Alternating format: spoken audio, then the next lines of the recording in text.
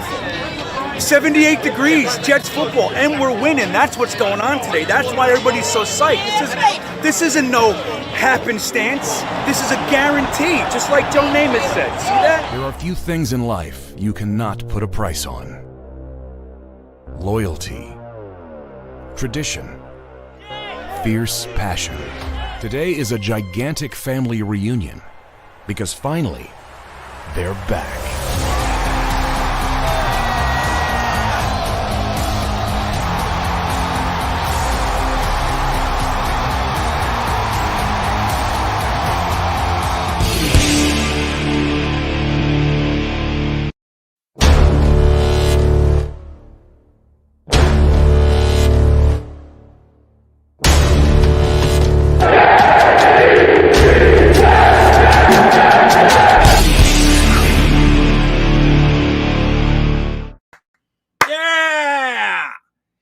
We're going to call this the intro stream.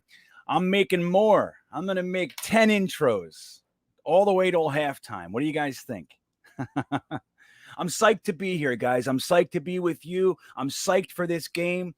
I love that Corey Davis playing against his old team with some higher levels of motivation alongside of Jamison Crowder and Mims. I think that was the way I was hoping that this season would start.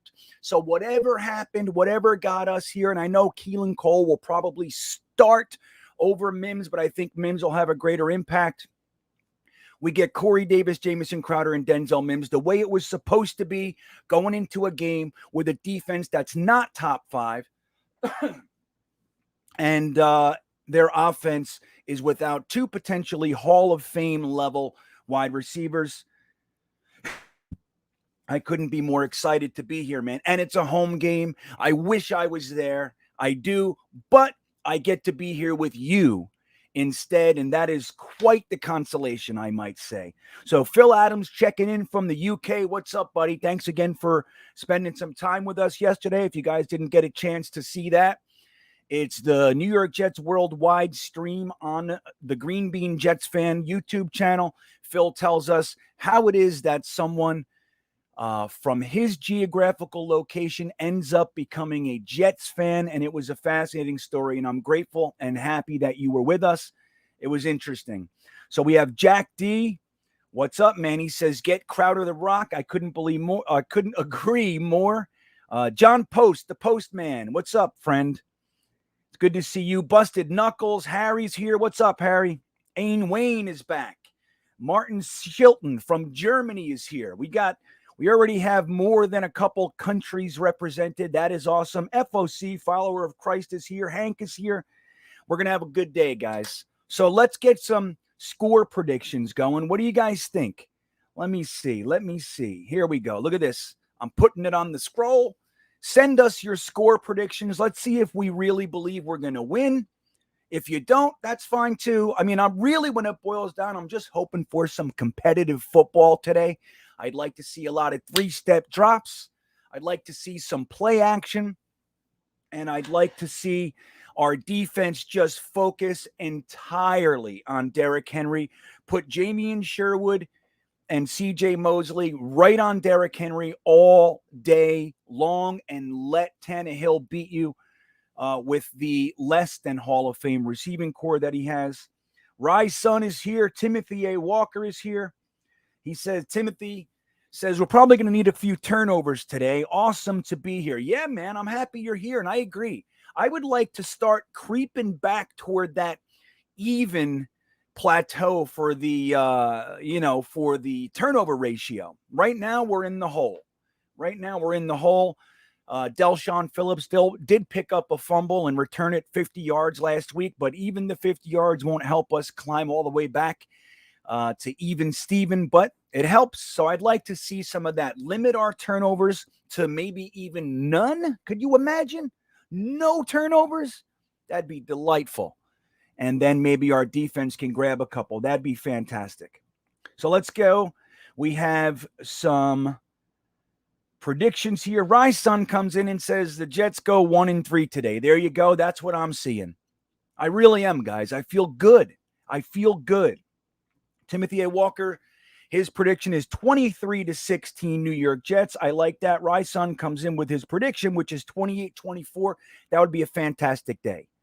I have no problem with a shootout. I have no problem with anything that looks like competitive football. That's all I want. That's all I'm asking for Christmas. That's it.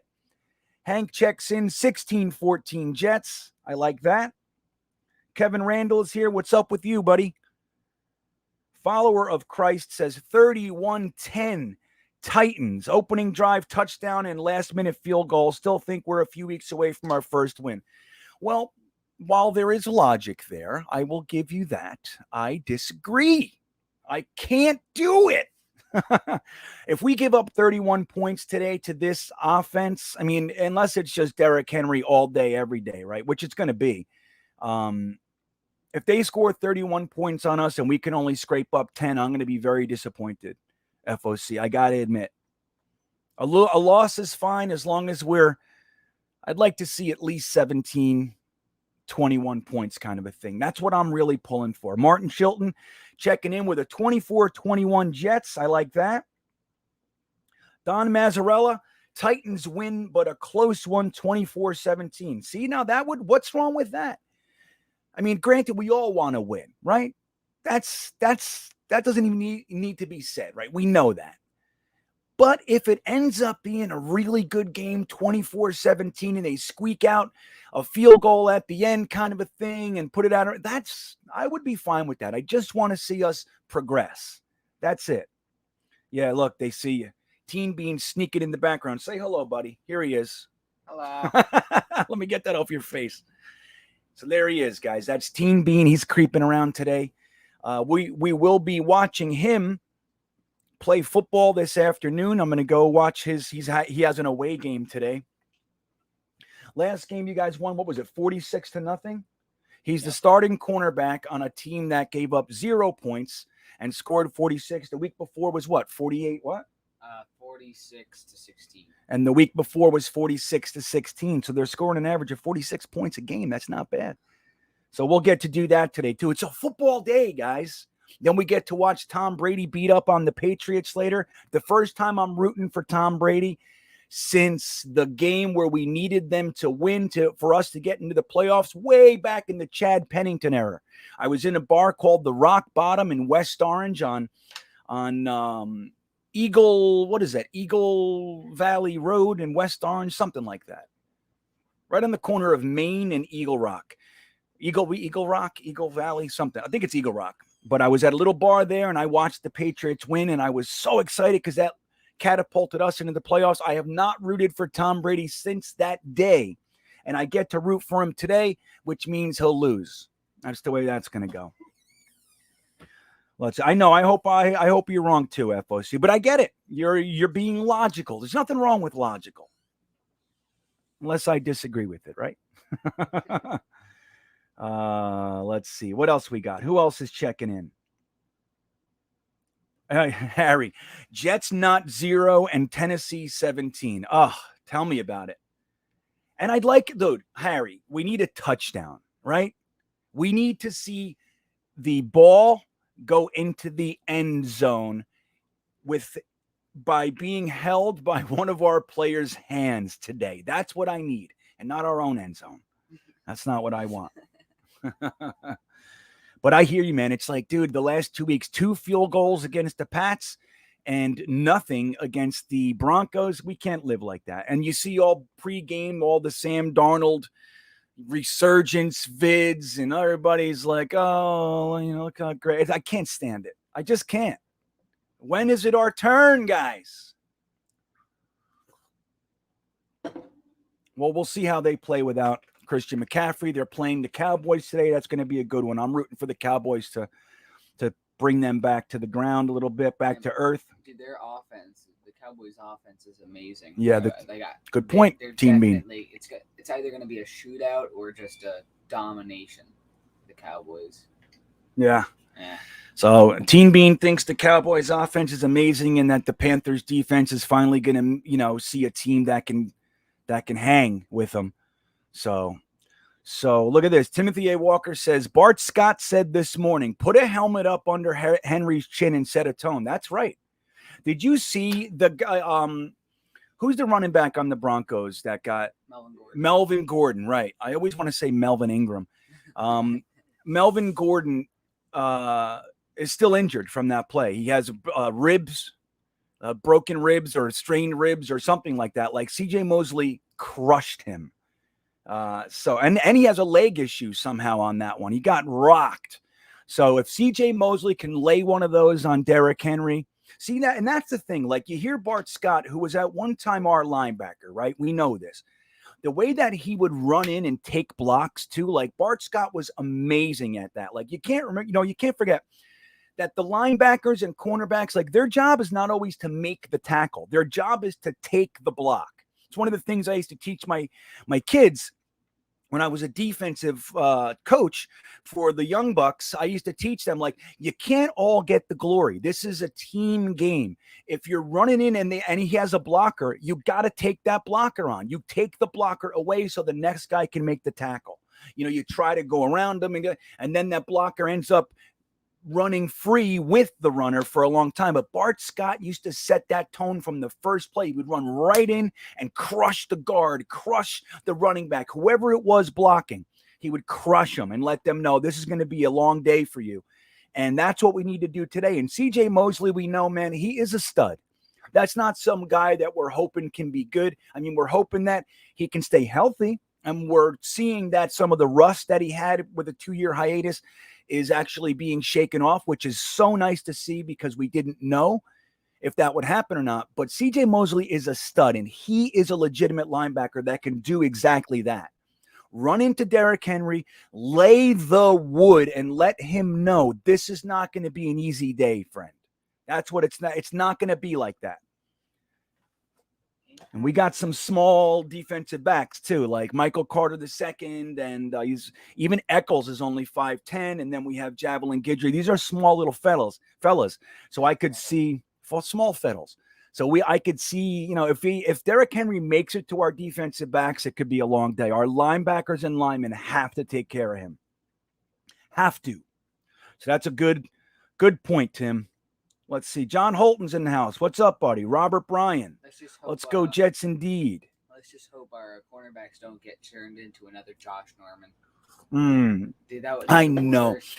That's a good point. He says, I hope our cornerbacks don't get turned into another Josh Norman. That's what I want. I want us not to have highlight films today. Like that for 20 years, we'll be watching Derrick Henry pick up one of our dudes by his chest and throw him 15. Like, I don't want to see that. I'm sick of it. No, I cannot turn the light down. You got to move. That's right. Then go sit off somewhere else. I don't know what to tell you. I can't do it. Ain Wayne checks in. Jets are a trash can fire. Wilson, poor kid. I hope he finishes the season. Defense needs to show Zach will have a decent game. Close 21-17. Jets lost.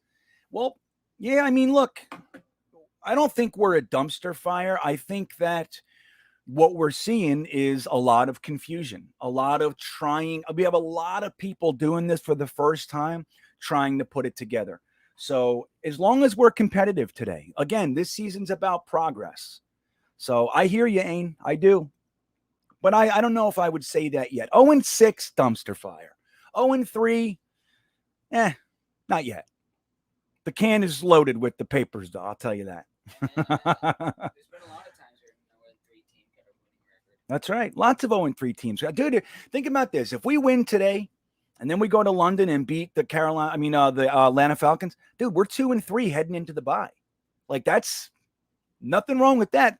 It's funny because a lot of us had like the Panthers and, maybe the Patriots or whatever as wins, Denver. And then we thought we were going to lose this one without question. This is where even the most, the loftiest expectations kind of settled at the Tennessee Titans. Most people said, we're going to lose against the Titans. But now this ends up being our first opportunity for a win. Look at the stadium. They're all there. Look at all those empty seats on the bleacher. What is that? All right, we're going to turn this game up a little bit over here. Good. We're receiving the ball. That's what I wanted for this game. Usually I like to defer. John Holton. That's what I like. I like the positivity, not necessarily based in any sort of supported fact, but I'm with it, man. Jets are winning by 3 scores today. Here we go. All right. I think Darius is returning. Nope. Gets to the 21-yard line. That's it, Ain. There you go. That's right. Billy SBC checks in and says they did steal our name. It's time to give them the ass kicking that they deserve. I agree. All right, so I'm going to play behind you. Don't worry about it. Keep writing what you want to write. It doesn't matter. But I know what's going to happen. It's got to be quick step, 3-step drops, man. Quick passes all day. Look at all the confusion.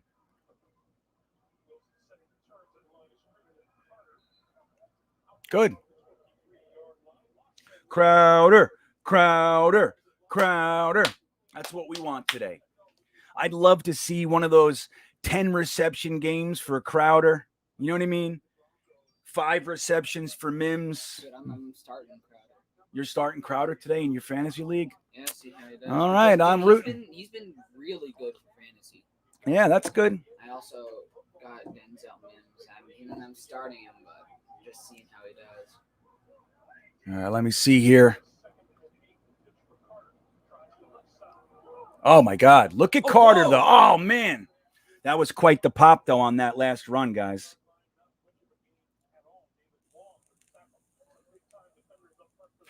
He was looking for Mims. So we got it 3 and out. We need to settle it down. That sucks. I'm just watching that third and 8. Michael Carter took a blow on that pitch, and nice way to bounce off of it, but couldn't quite get it together there.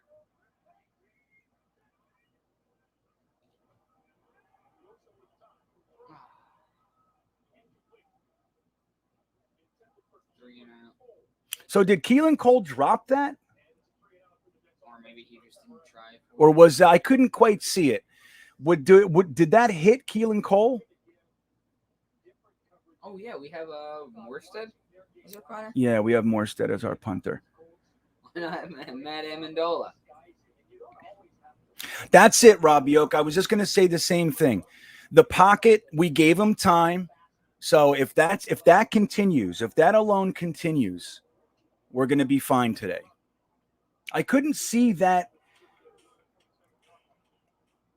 I couldn't tell with the pass on 3rd and 8 if that hit Keelan Cole or to just fly over his head. Well, I couldn't see it, and they don't show. I don't know why, man. Whenever I want to look at a play, like a replay, they never show it. They start showing a guy on the sideline, eating a friggin' pancake or something. It's like, what are we looking at? Yeah, they showed Stephon Diggs flossing for Cam Newton.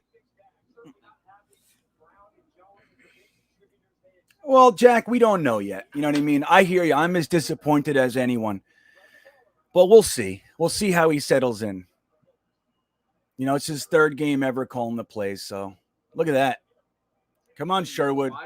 He's running. So much. Dude, we get fooled on those so much. It's crazy.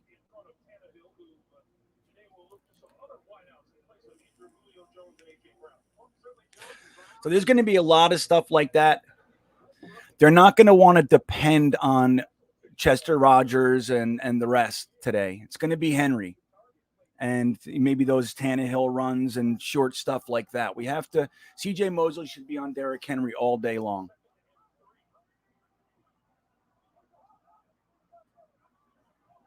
Good discipline right there.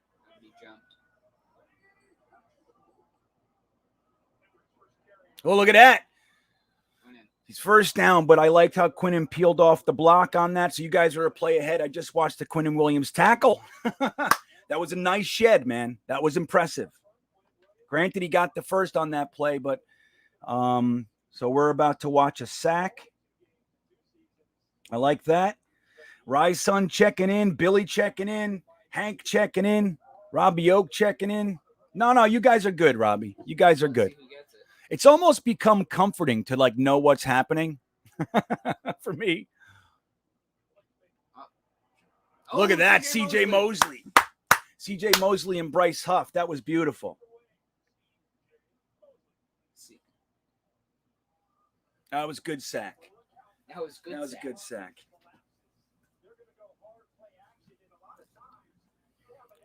That's good defense right there. Look, CJ Mosley just said, "To hell with this. I'm running in."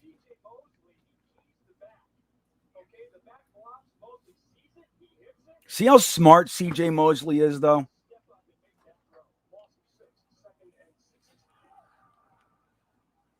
You can hear a tiny bit. I just lowered it a little bit for you. I don't want to try and limit the bleed by having the microphone only pick up right here.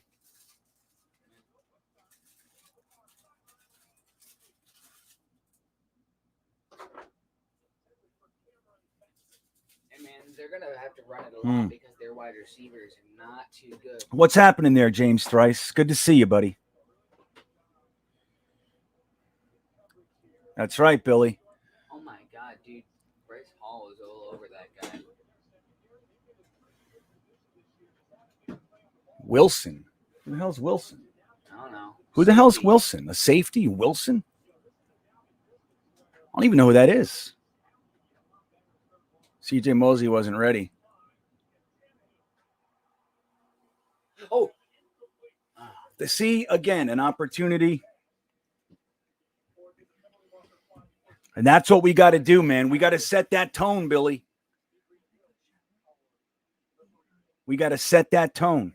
The defense has to remind the offense, like, dude, we can win this friggin' game. We can win this game. Hello, Keith. Good to see you, bud.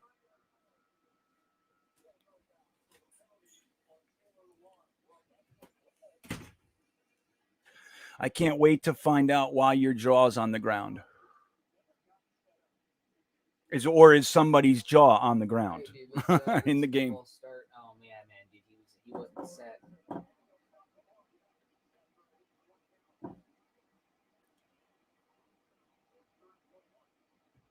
Ugh.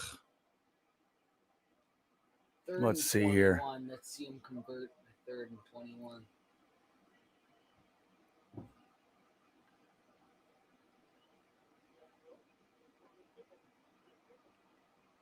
Oh my God, dude. Get him. Oh my God. Dude. 31 yards. 21 yards. Oh, it's like, yeah, actually 20. So they just got 21 yards. 22. Dude, hold on. Let's see on that third. Dude, that was it. Dude, number 39. That was how we had him. We had him. Him. Who is the fuck is 33, dude? Colbert. I know it really sucks that we lost all of our starting safeties because we're on like 3rd and 4th string guys, man, and they just, you know why they're 3rd and 4th string guys? It's terrible. They can't fall for the juke. Oh yeah, yes. Look at that. Oh. Kasi. Fod, you see when after he grabbed Henry, he jumped up and chest bumped the Titans offensive lineman. That's funny. Yeah, dude. Robert Saleh's like, yeah, this is my defense. So, guys, don't forget to like the stream. It is greatly appreciated. If you're on Twitter, by all means, just hit that little heart. If you're on Facebook, little thumbs up. If you're on YouTube, give me a little thumbs up there. If you haven't subscribed to any of the channels, please do. It means the world.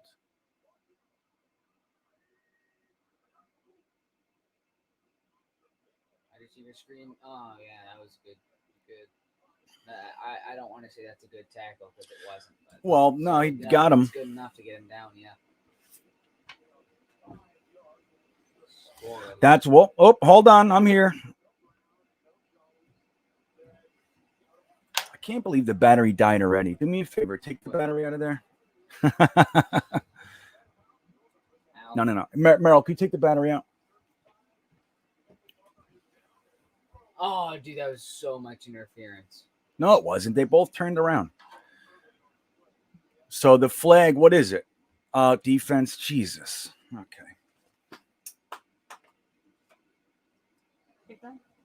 Oh, I think.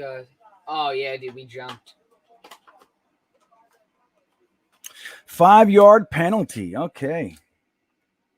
And that was, dude, it was 3rd and 5. No, FOC, don't jump off, buddy. Don't jump off. It's going to be a game today. That's all we need. Hold on. I'm going to jump back in with this other camera. Bear with me. I'm still here. I'm still here. Everything's going to be great. Everything's going to be great. Hold on. And nope, it's not back. Shut it off and on again. Don't you worry. Let me see. Hold on. All right. I'm trying the other camera again. Nope. Give it a minute. You got to give that a minute to get rid of this. Why would that be start? It's not on. Okay. Batteries. I'll tell you. You know what I mean? Batteries. Batteries. There you go. Okay. Here I am. Back. Just like that. Back. That's it, Jets gang. That's what we see. And that's where, that's where the issues with me, it all lies with the coaching inexperience for me. Like it's very hard to watch. Like we need discipline. We need to be intelligent. We need to be smart. Oh, man. You like that? I know. Well, like when I'm traveling, see, right now I'm not traveling, right? So I at least have solid internet and all that kind of stuff. So, but it used to be like if I clicked off when I'm traveling, you never know. It might be the it might be the internet, it might be the Wi-Fi. So that's why I'm letting you guys know. I'm like, nope. I'm still here. It's just a battery. It's just a battery. So which offensive lineman is that down? Do you guys know? That's just it, Dan Mazzarella. It's like, with penalties and things like, look, penalties are going to happen, right? Like in the heat of the moment. And that's fine to a degree. As guys get their experience and stuff, you'll see that.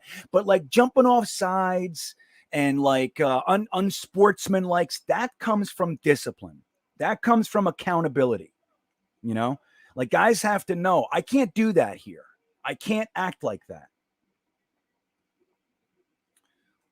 You know what I mean? Let's see what Holton's talking about. Even if they score this drive, we have I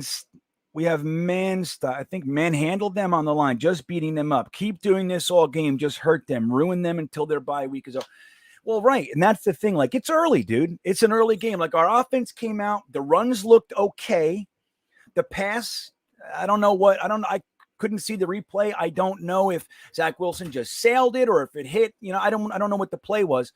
But it looked a little bit better because for me, it was all about the quick drops. That's what I've been asking for.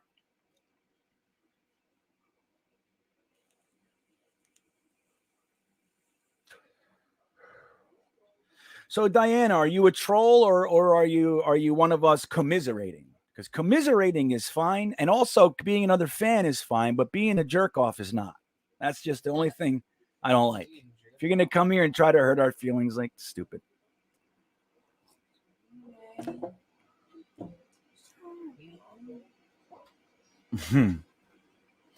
Jack D checks in and says the defensive coordinator is the Beats. Beast.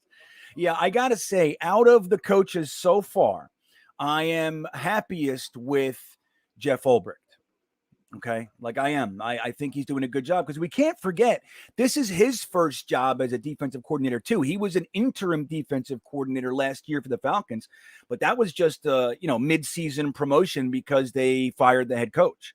So that's all that was, and he did an okay job. But this is his first time. This is the first time it's his defense, and so far, I'm pretty happy with it. Like and look, I got to say, this is the secret underlining, the underbelly of the defense. Tony Oden is the defensive backs coach, and that guy is a stud. dude, as a coach. And I think the fact that he has most of the young bucks right in his unit, and they're doing a good job overall, I think it can be credited to him. He's a good coach, man.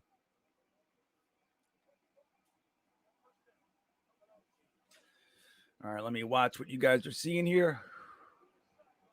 Oh, no, that's That was almost a nice catch though on that corner end zone thing, though. Hey, dude, if he held on, that would have been a touchdown because his back was in bounds. Mm-hmm. Like, he didn't hit the ground in bounds. Oh, dude, that's Oh my God, look at that! Who the hell was that? Who is that? Eccles. That's Eccles pulling on his jersey. I can't believe that they didn't get that call. Did you see that on that end zone play? Eccles was literally pulling on his jersey. I can't believe that wasn't called. All right, let's watch this. Trick play. That doesn't really work. Good. I love stout defensive line. Jordan Rankin's helmet came off.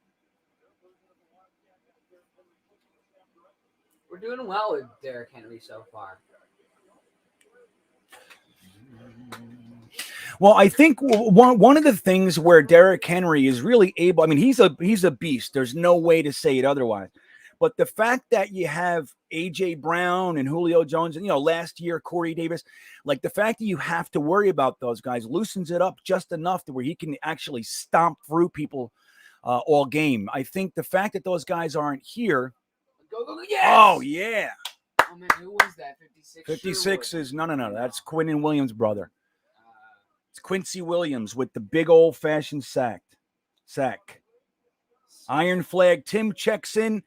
Reminds us that was a great hit. I agree. Dude, look at him. He just comes in like right there.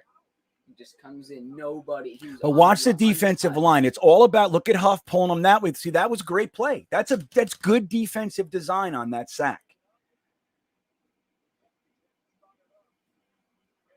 44 yards. Miss. Dum. Nope, my horns didn't work. Okay, guys, so just like Robbie Oak is saying here, okay, one bad play on defense cost us 3. That was a 22-yard scamper. And it cost us 3. But overall, that was a very, very good defensive series. Now, the offense is already doing offense, the Jets offense things. But if we can settle that down a little bit, just get the quick 3-step drop offense going, guys hold on to the ball, we have a good chance to be in this game. It can be a fun day for us. Billy SBC says Jets D is smashing the Titans O-line on the blitz today. That's right. Dude, our defense is legit. Not perfect, not like, top of the league, it's not like that yet, but the talent on our defense is stout. And this is one of those things where when people start saying Joe Douglas sucks and all that stuff, like, don't forget, man, Bryce Huff, Bryce Hall, Brandon Eccles, Michael Carter II, like these are all picks, late round picks, all of them, and undrafted free agents. So like we have a lot of talent. It's all young and they're going to be sloppy and make their mistakes. But for once, we actually have some hope that the guys on our defense can develop. We're not watching a guy in his 8th season, journeyman, on a 1-year contract, just kind of hanging out. It's not like that right now for the most part. And I couldn't be happier. I would have loved to see LaMarcus Joyner stay healthy. God damn it. What do you have? A quarter? It's like, it's a bum. It's a bummer. It's a bum. It's a bum. I think my face might be tied to, I'm feeling like I might be a little tongue tied today. So I apologize. Well, we have at least 2. I don't think there's 3 yet, Billy. 2 sacks is a pretty good way to start in one series. 2 sacks, not so bad. Right. Absolutely, Robbie Oak. That has been the problem. Like you can see when people start saying our defense has tackling problems and all that sort of stuff, like for the most part, that's what starts to happen later in the game when they're on the field all day. Like, look, we got the ball first, and yet our defense has been on the field most of the first quarter. Like in the New England game, the defense was on the field for all but 4 plays. Incredible. Not even a up and 3, down and 3. 4 plays. So it's incredible. Sneakers to boots. What's up, buddy? All right, let's see how we do. John Holton checking in. Now it's time to beat their defense up. Just crush them every play. Crush those bastards. I'm so intense today. I want blood and flesh in their souls. Look at his picture. I'm with it. That's how I feel today, John Holton. I want to see aggression. I want to see AVT fucking smashing people. That's what I want to see. I want our offensive line to start taking it to the other team. That's what I want to see.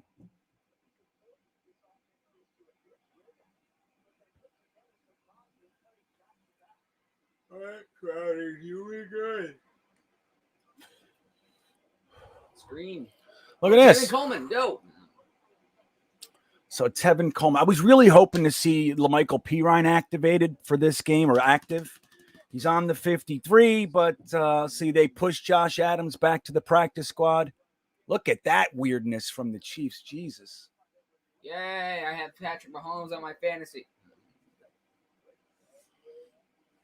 And I dropped That's Zach right. Wilson. There it is, the first down. I'd like to see a touchdown so we can squash that haven't led in a game bullshit yet. You know what I mean? Like I'd like to see that. What's going on over there? I want the AC on, man. I'm sweating. Because the air fryer's on. Billy SBC, chicken in. Carter for the first. I'm in. Look at Van Roten. Hey, right, Robbie, I agree. That was a good first down call with the short pass to Tevin Coleman. We got to be smarter. Oh, dude, there's Denzel Mims. Denzel Mims on the field.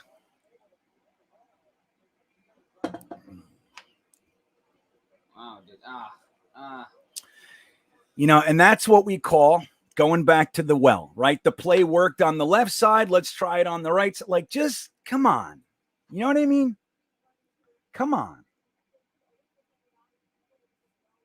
Jesus, Corey Davis with another drop against his old team. Like, if there's anyone where he should be motivated to like play his best game, it's this.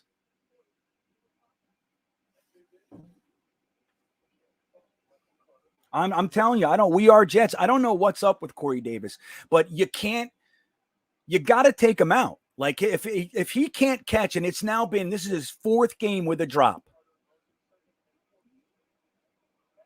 Open, too. It was a fucking wide open first down. Yeah, I know. Phil slightly behind him, hit him in the hands. You know what I mean? Like, Even if it's I get it. Him, he should've caught it. Slightly behind him. My son catches that. Good luck. So, dude, give me a break. That's a catch. That's what I think so too, John Post. I would literally say to Davis, hey, why don't you take a quarter and think about what you're doing? Okay? Why don't you think about it? Yeah, man, I would sit out for Jeff Smith, who's been playing pretty well these last few games. Jeff Smith is out. Oh, He got into a car accident this week. oh yeah. Replace him with Lawrence Cager. Wait, no, Lawrence Cager. Oh, that was a stupid ass play, man. Ran right into the That right. Boo him. Now, are we gonna bitch at the fans for booing that? Boo. Let LaFleur know. Like, Salah better be walking over to LaFleur right now and go, what in God's green earth was that? What was that? 3rd and 14, dude. My receivers can't catch. No, that's a good point.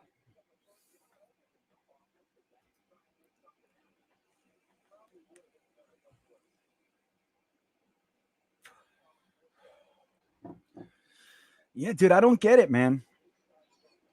That's right, Aim. I was gonna say the same thing. Like, sometimes you got to put the ball in a specific place, and if it's a little bit behind, that's fine because the linebacker he couldn't lead him because the linebacker was there. It's fine. That pass was fine. Slightly behind, but it wasn't. All he had to do was go like this. Like, why can't you catch it here? Corey Davis is a downright problem, dude. At this point.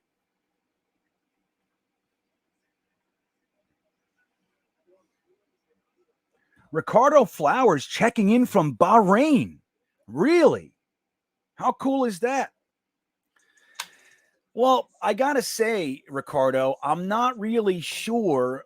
I mean, right now it looks like the play calling, at least what I can give it on the positive spin, is this. There are quicker plays happening, and that is a positive. The offensive line seems to be, for the up until this point, doing a better job of giving Zach the time that he needs. So all that's positive. Some of the plays were smart, but overall, I think the offensive game plan is still lacking. And the killer again is a drop pass. Dude, that was a first down. That was a first down. Again. So the defense looks aggressive, but we're already putting them on the field too much. At least we got one first down on that one, but damn, man. They're playing so hard. You know what I mean? It's like, it's tough. It's tough sometimes. But I think the defenses are shining light right now. At least they're playing hard. We don't know what the rest of the game will hold for us, but they're playing hard and aggressive, and that's nice. But the offense, dude, the offense. I cannot believe we're dealing with drop passes like this every single week. Evan Explores checks in. Corey Davis is a problem. It's week 4. A veteran player who's a captain and who ain't vocal should lead by example. He's hurting us mentally too. Yeah. And look, what was the big story last week? Corey Davis is taking Denzel Mims under his wing, and that's all beautiful. But how about this? If you're going to be a leader, how about when you're on the field, catch the friggin' ball? This is 4 weeks in a row that Corey Davis has drops. 4 weeks in a row. It's crazy.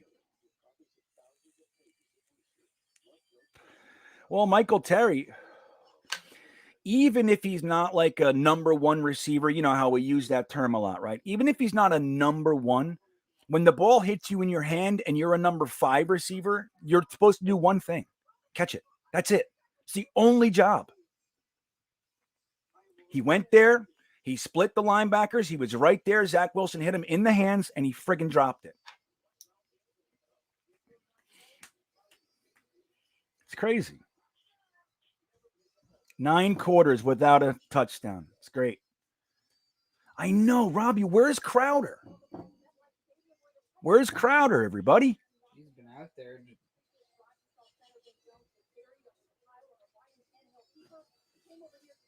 Oh, so their center got hurt, Daddy. So that was their center that got hurt earlier. Let's see what's going on here. You guys are 2 plays ahead of me now. How friggin' annoying is that? At least I got the game. That's what I got to remember. It could always be worse. Could always be worse. There are times when internet and Wi-Fi, everything collapses and I can't even see it. And I got to go to the NFL and watch the little computer play. You ever do that?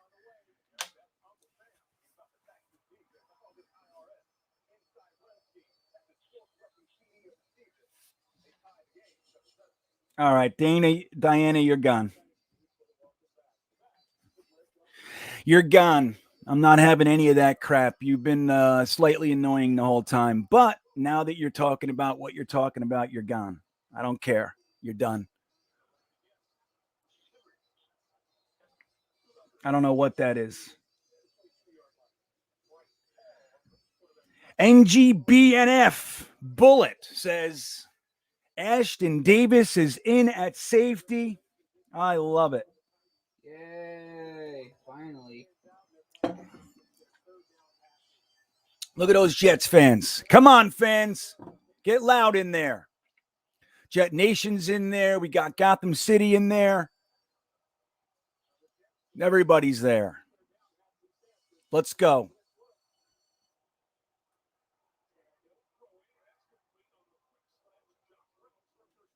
Dude, these are literally nobody. And somehow they're doing stuff against us. Right, Big Frank? Think about this, Big Frank. It's not even that we're asking for acrobatic, crazy catches. like, running down, catching it one hand. We're asking for you just to possession receive. That's it. That's all.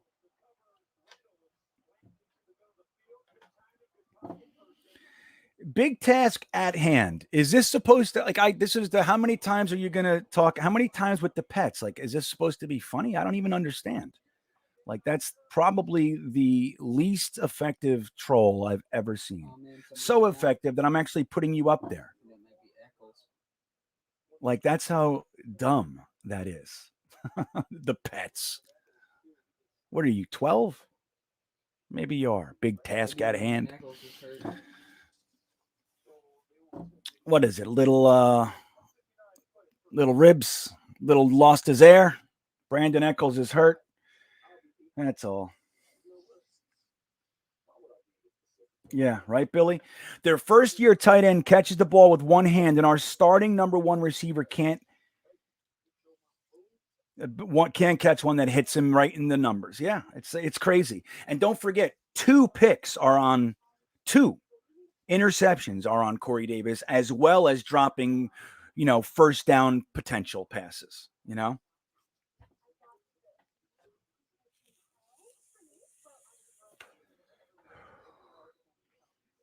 Who's coming in at corner? Well, Pinnock is hurt. So that would be, we would probably move Michael Carter. Well, I don't know. They were playing Guidry on the outside week 1 and week 2 a little bit. And he gave up that big pass on the outside. I think that was from the outside. So they might put Guidry in there. But don't forget, we still have Hardy too. Justin Hardy is a special teams guy, but he's a cornerback. So in an emergency situation, he can play. He was moved from wide receiver to cornerback 3 years ago. Yeah. What about? Yeah, me too, Ruben. I agree. I was actually happy that it was Corey Davis. I didn't want Fuller for injury reasons and all that kind of stuff. But I was really hoping that they didn't go and break the bank, pay $17 million for one. I just wanted a good receiver. And I thought Corey Davis was perfect. I thought he was perfect, especially when you put him next to Mims and then we drafted Elijah Moore and all that. I thought it was perfect. And the guy, it's not even that he's just not dominating. He's not catching the ball. I don't know what's the matter with him. I would bench his ass so quick.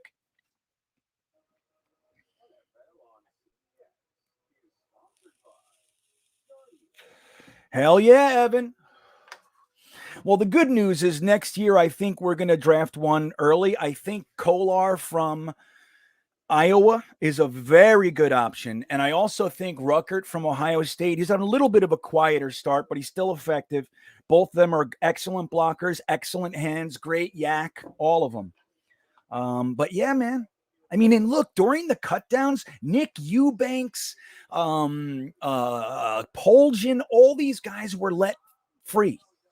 And we have one of them in Kenny Yeboah, and we're just, Jesus.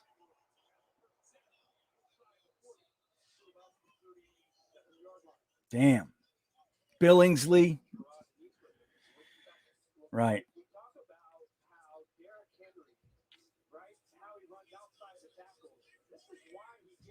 I don't know if is Dunn on the active roster. I don't know if he is. He might. Well, Pinnock is inactive. He's on the 53, but he's not active today. So I don't know if Dunn is or not. If you can check that, that would be great. Here comes the Derrick Henry show, right?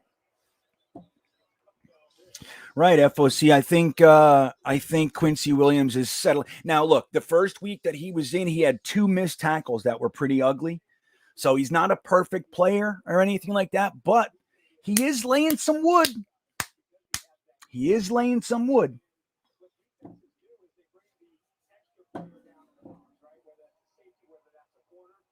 Oh, what happened, Ed? Let me watch this. I think something bad's going to happen, kiddo.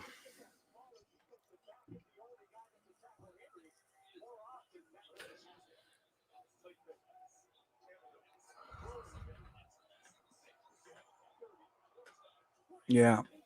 See, the thing is, the scary part about Derrick Henry is that up until this year, being a receiving threat was something you really didn't have to worry about. He'd catch a pass here or there. But this year, he's already on par for like 70 catches or something like that. It's pretty crazy, man.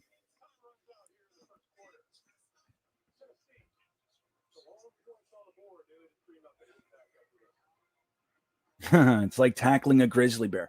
I mean, Derrick Henry, look, you guys know I don't really root for anybody else outside the like for me, rooting for football is everything to do with the Jets and who I don't like from experience with the Jets. And like that's my whole NFL experience. I root for teams that would help the Jets. I root against play teams for that reason and all that sort of stuff.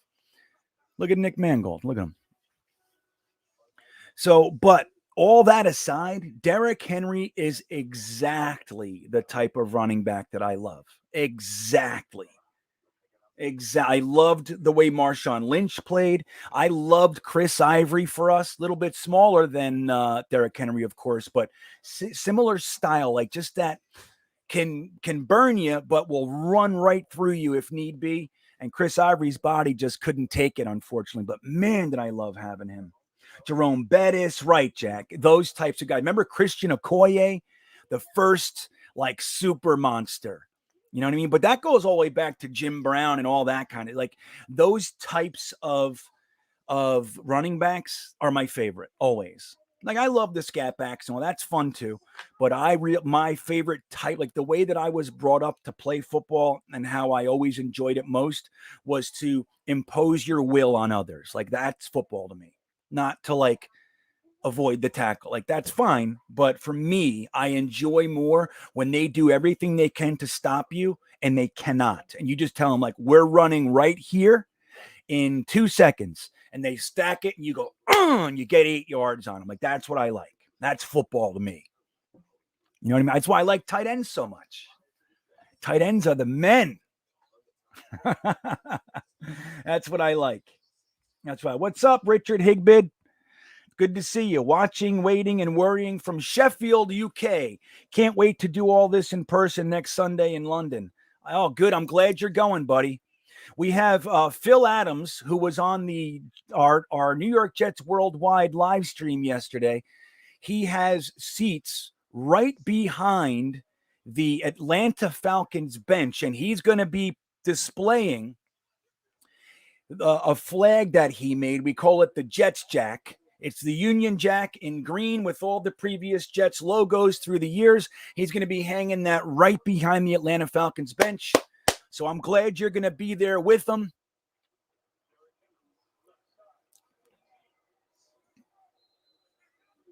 See that? So I'm glad, man. And thank you for being here. It's nice to have you guys. I love so much that we have such a network. We had somebody check in from Bahrain today. We have Germany today. We have a couple from the UK today. This is fantastic. What's up, Jeremy Cravat checking in? Where do you play under the bench? I don't know what that means, Jenny. I'm not sure what that means. If you want to clarify, I'm happy to answer it. Under the bench. I'm not sure.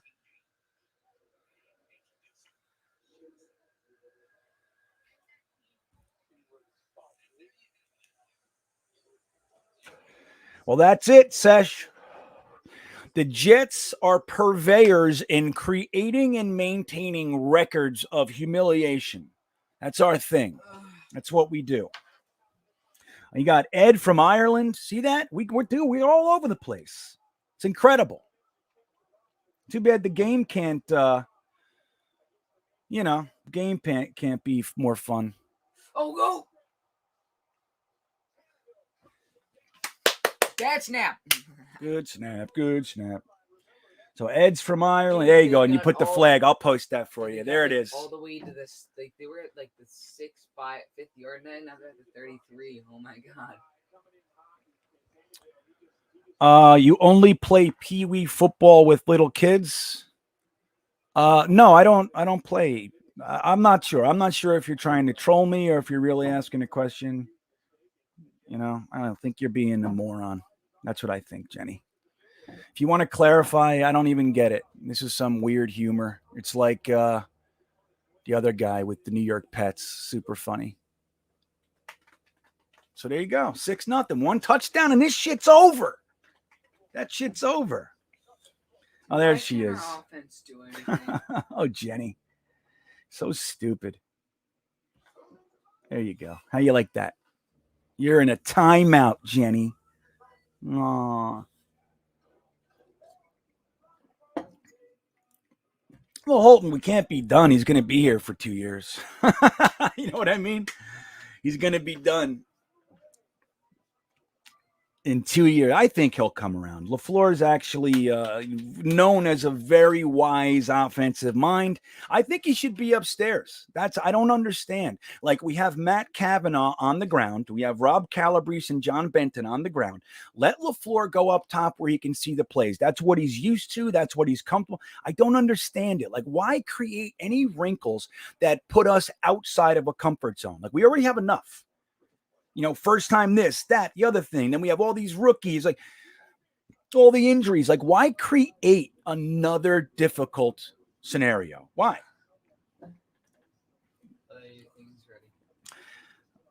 I know, right? It's just like, I don't know. Look, if you want to come in and bust balls, like, that's fun too. But like, what is that? You play pee-wee football under the bench? Like, what does that even mean?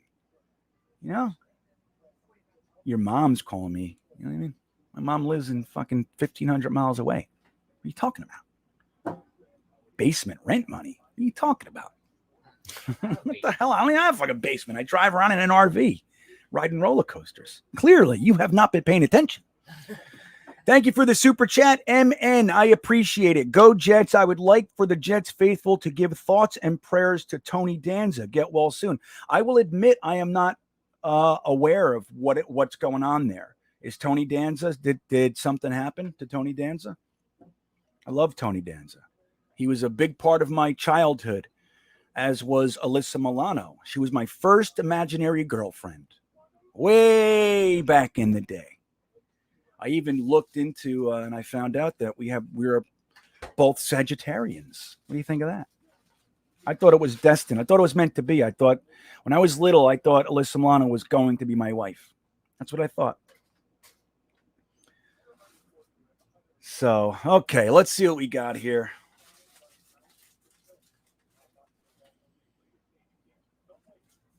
Okay. I know, it might be, Hank. It might be. It's like, you know, there are people that, like, honestly, that's their fun. Like, that's what they think is fun, like to create accounts and go in and try to rub people. It's like, I don't know. I don't get it. Maybe it really is a whole bunch of fun. I don't know. Look at Quinnen. Oh, I love it. Right, Robbie. So the defense has been playing well. We know, like, up to this point, they've been very much bend, don't break until the later in the game, and then they get worn down like any defense does. Yeah, when was getting some oxygen. He was getting oxygen. Yeah. Let's see what we got here. Come on, long bomb. Oh, that wasn't too bad. He threw another pick. Billy, tell me, what do you do? Hank is chiming in. Ugh. It's no fun, dude. Really? Davis again? Dude, when are they going to bench him? Like, why the fuck is Mims not playing? I tried.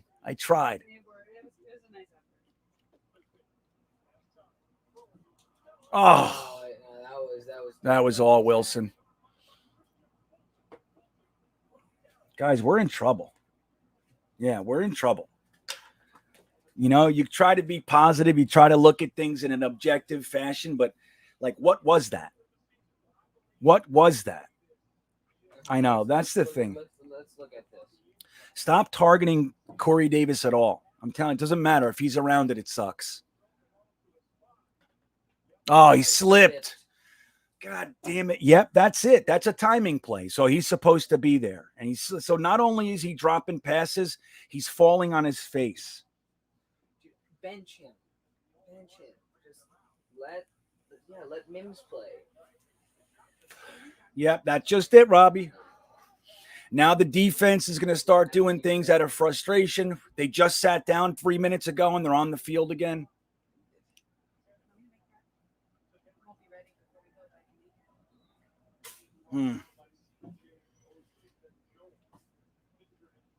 Tell me how Joe Douglas is the problem here, Travis. I mean, please. It's like I don't see it. I don't see it. There's more than enough talent on this team. More than enough. More than enough. If a player is having an issue, you sit him and you play someone else. The schemes, everything. It's like there's more than enough talent on this team. I have no idea how anybody could say Joe Douglas. He's got 7 of his draft picks this year playing. 7. I don't get it. It's like it seems like to me it's an attempt at removing fault from where it is. We have a brand new coaching staff and they're dropping the ball all over the place. You're supposed to be able to utilize your players' strengths and cover up your players' weaknesses. Now look at a fantastic example is Matt Rule and Joe Brady. They didn't ask Darnold to come out and do what we were asking Darnold to do, which is push the ball down the field. It was all short 3-step drops, dump offs, use the running backs. That's what it's all short. Why aren't we doing that? Why are we pushing the ball? We have not been able to do it yet. And it's like you're asking Zach Wilson to do things that the offense has not proven they can do. Look at Bryce Hall though, on that coverage. That was good. Right. And the defense is playing great. And that's where most of the rookies are. It's crazy. I mean, obviously we have very important rookies on the offense.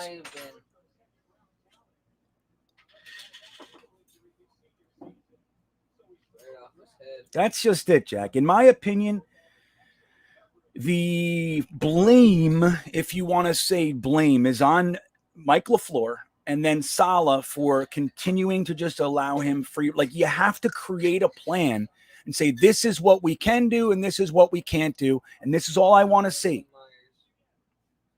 Franklin Myers has what? Three sacks already this season, JFM? Dude, he's already got 3 sacks. That's awesome. Manny, it's a microphone. So, yeah, Thanks for the question. There they come. So, dude, that was a good example of why we built the defensive line like that. You saw like Quinnen Williams and Sterling Shepard kind of. My son has a breakdown for you. He's talking about the defensive line. Go ahead, hurry up. Don't get nervous. Just say it. But like you can see like the interior, like the QB was about to step up because Franklin Myers and Bryce Huff were kind of collapsing the tackles, but then he had nowhere to step up. So like that's right. And the sack, like that's fantastic. That's how we were trying to build this offensive line. Doesn't matter defensive line. John. It doesn't matter if we don't have Carl Lawson. We still have all the pieces there to do that. See that? Very well said. And could you imagine if we actually still had Carl Lawson, Vinny Curry, Ronald Blair? Like that's the way it was designed. Injuries are killing us. You know what I mean? Killing us. Can you imagine if Carl Lawson was out there with these guys? Remember what Ulbrich said in Flight 2021? He said, Carl Lawson, the way that the reason that he does not have the sack numbers that he should is because the quarterbacks were able to step up into the pocket when he collapses the outside. And he said this year that's not going to be able to happen because of our interior guys are so strong that the pocket's not going to be there like that. And then we lose them. You know what I mean? And not only do we lose him, we lose the other rotational guy that was supposed to bring the vet presence and a very, if not spectacular, but consistent pass rush in Vinny Curry. Ronald Blair, what's his job? To do all the dirty work. So we lost these guys. And instead we have a bunch of, our vets have 3 years on there. You know what I mean? So it's crazy.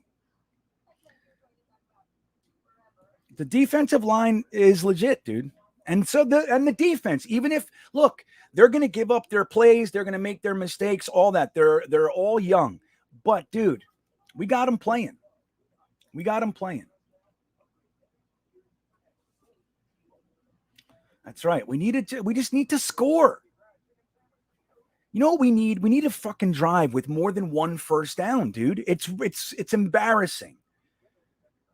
Like, I'm going to tell you right now, if you handed me the playbook, and I mean this with absolute sincerity, give me the playbook, I will get a drive going. There's no doubt in my mind. I don't care. I don't care. I would do it. I don't care what JW says. Go ahead. I would do it, JW. I would do it. You hear me? New York Jets, give me the playbook. Give me 1 week to understand what it is, and I will win the game. Or at least get us a couple first downs. That's what I do. Dude, our defense has only held them to field goals this whole time. Dude, to think that this defense is one of the worst in the league. No, they're not. They're middle of the road, but still, they're not the best defense. No, and we can't do anything. Well, think about the drop passes, though. So exactly. John Holton has a good point. Zach Wilson obviously throws a very catchable pass because the defense has no problem doing it. None. It's only our receivers that can't catch it. Because they're dumb. They're dumb people. Jeremy Cravat, Mims over Davis, please. Like, what is it going to take? Dude, I take Barrios over Davis. What is it going to take? Josie, you got it? I don't know. I'm angry. Look at this. Oh, my God. Jesus.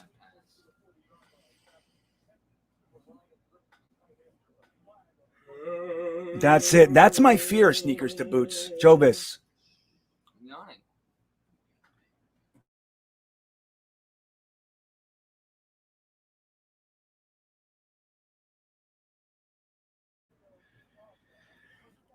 That's my fear, sneakers to boots, is that the defense starts getting resentful toward the offense. Like, it's one thing the offense loses games. That's one thing. But the fact that they are showing complete ineptitude, like they can't even get a first down.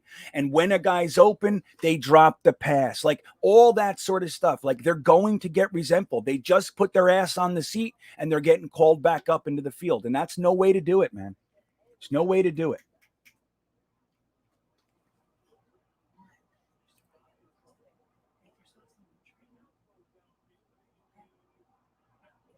Jesus.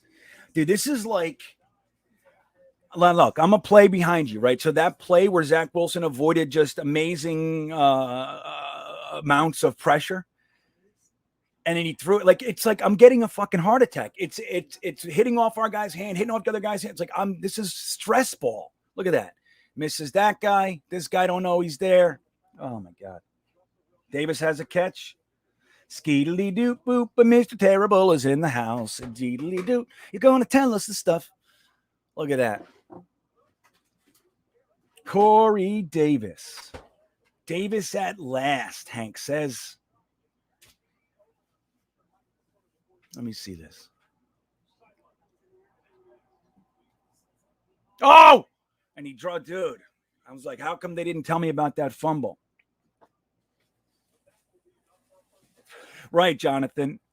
Like, something's wrong with him. He had the catch and dropped it. I mean, he was able, at least it was a catch, but still, come on. There you go, Mr. Terrible. I'm going to tell you guys right now, if Mr. Terrible comes in with oodles of positivity, we're going to have a good day, because that's not always the case, my friend. Right?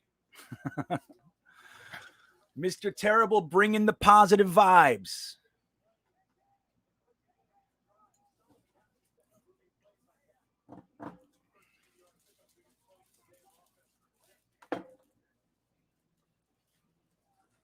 The offensive line, look at this guy. That's, oh my God, look at Corey Davis. I'm still watching that.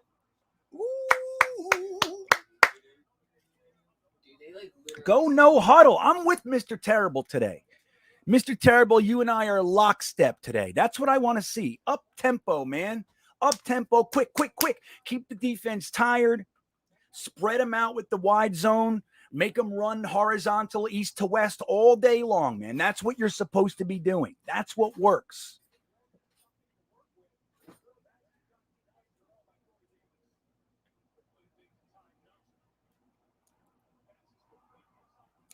Dude, I got to say, Nicholas, I completely disagree. Completely.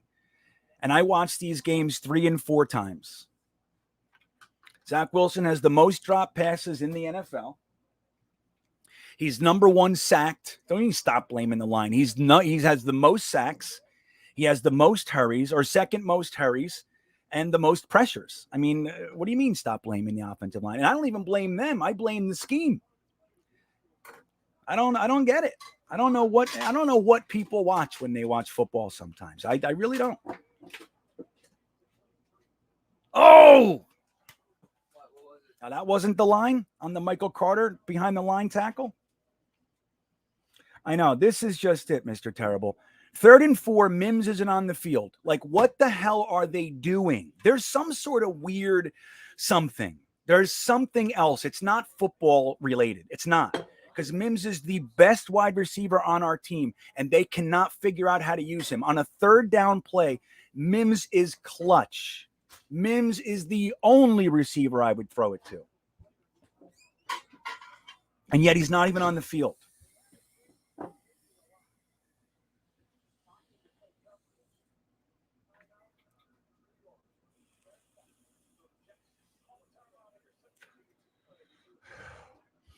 All right, so I'm just starting a timeout. So tell me what's going on. Ty Johnson, we are Jets. Thank you. Ty Johnson, 1st down. Good. Good. Good. This is good. If we can just get one drive, I'd be happy. Mims isn't at playing weight. I know. I don't care if Mims was at $120. I'd have him out there. You know what I mean?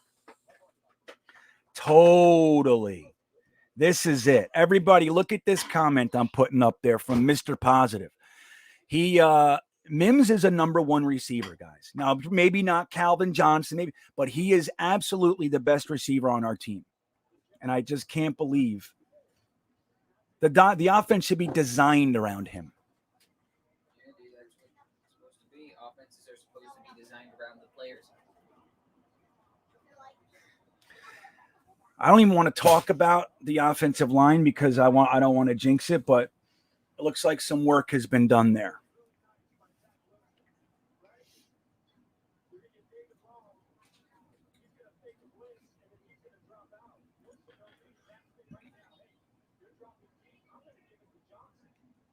Nah, I know. Look, that point, Nicholas, I can get with. Like I've shared before, I have an older school mentality where like draft picks, quarterbacks sat for a year at least, sometimes 2, 3. Like they sat. Like, and I'm with that. But the way that it's all constructed now, Go. Look at that. Wow, yeah, man, that was great, dude. They faked out the whole defense. That was a nice play. So I do get that, but in today's NFL with the rookie contracts and all that shit, it's just not real. Like if you take a guy top 10, a quarterback, he's playing. And the good news is he gets all that experience. Like you remember Peyton Manning's first year? I hate to keep using that, but it's a good one because he's so great. But he was a complete mess that first year. The other thing, but he did throw a lot of touchdowns too. So even like Trevor Lawrence right now, Trevor Lawrence looks lost at times, but there's a lot of his game where you say, no, that guy's legit, man. So he's having all the mistakes and everything, but he's getting that experience. So it can be a positive too. Oh, man, Crowder just got me some points. Crowder. He got me some fantasy points just then. Jets driving, says Robbie. Yeah. Mahomes did sit, but that was because they had Alex Smith. Okay. It wasn't, it wasn't like they just brought in some journeyman. They had a quarterback on their team. I think that was his 3rd year. Correct me if I'm wrong. Alex Smith had been to the Super Bowl. Maybe. No, maybe not. But he was a playoff quarterback and everything. Traded 2 number 2s for him, and they came over. Hold on. Oh, my God. Go. Ooh, my family's getting involved. You hear that? Everybody's all excited. No, I really want you guys to get this touchdown. so we can be happy. My wife, she's like, I just need a touchdown for you. I really want So it to looks get like we're going to score a touchdown. Follower of Christ comes out with a very appropriate post. Hallelujah. I'm with it, FOC. Touchdown Jets. I got to wait till I see it before I play the thing. Hold on. Look at Wesco. They're going back to the 21. I love it. Love it. I'm going to watch Wesco on this touchdown. I know it's a touchdown. This is great. Look at that block from Wesco. Push the pile. Yes. There we go. Here it comes.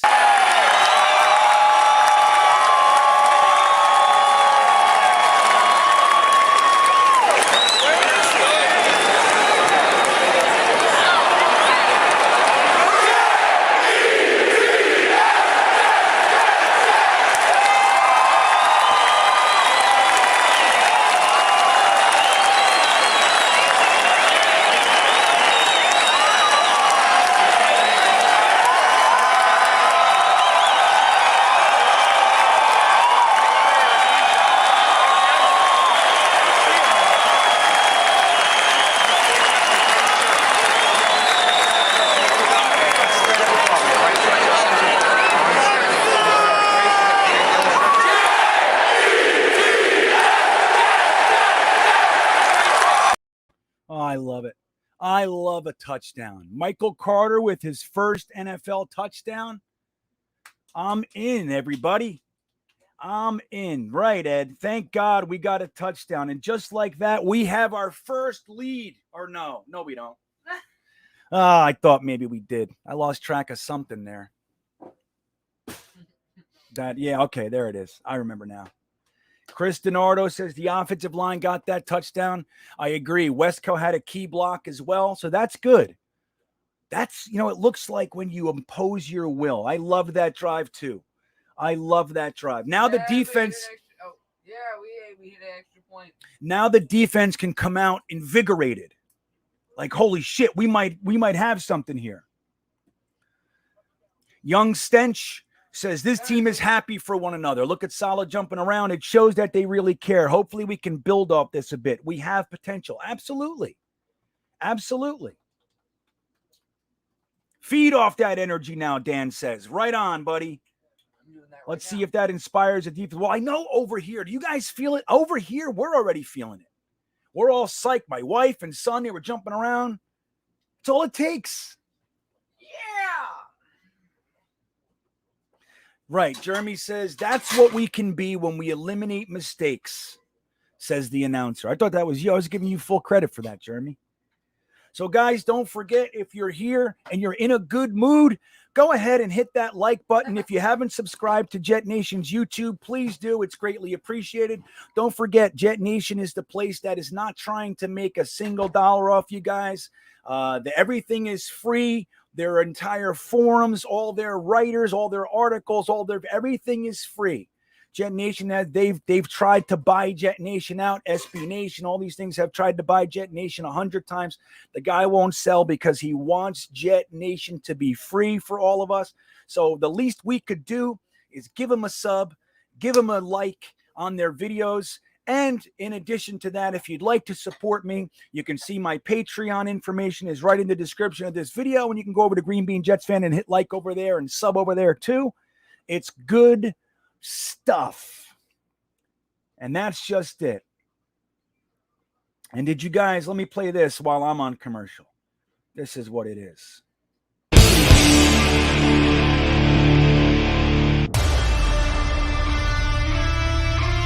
with high pressure in control. Man, that looks great.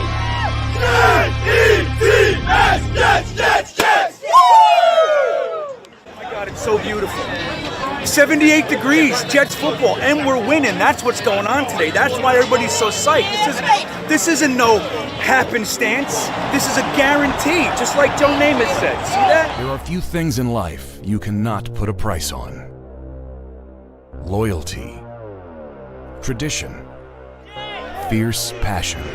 Today is a gigantic family reunion because finally, they're back.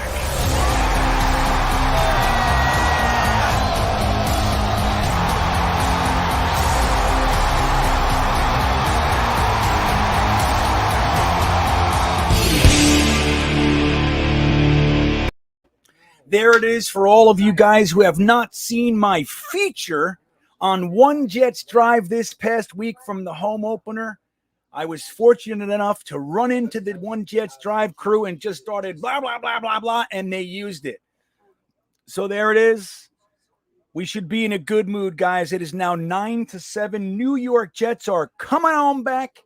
If our defense comes out after a nice lengthy break and just invigorated, stop Derrick Henry, we could have something here. Come on, D. Big stop here. Let's go.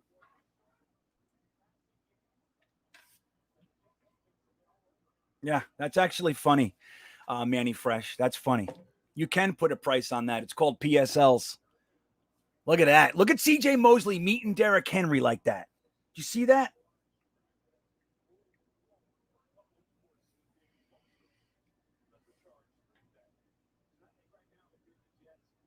Let's see what else we got.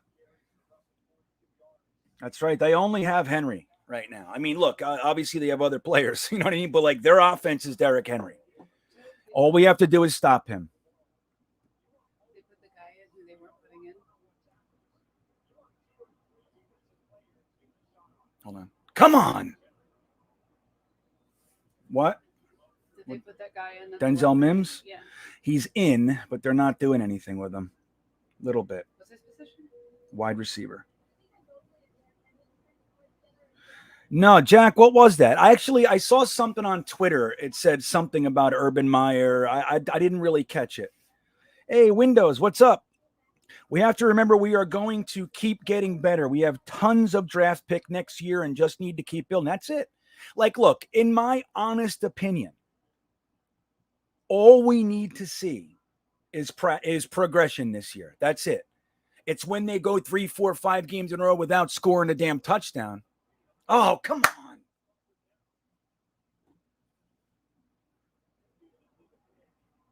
Urban Meyer was cheating on his wife. Is that accurate, huh? Jesus. Hopefully Saleh doesn't do anything like that. You know, like the worst thing in the world, like it would be like if your coach, like you found out like your coach had like a fetish and he made videos of his wife. You know what I mean? Wouldn't that be the worst thing ever?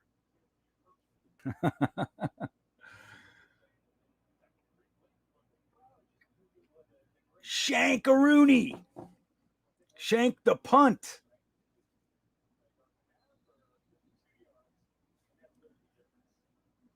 Oh, that's right. No, I did. You know what I did? I was like falling asleep when I saw it.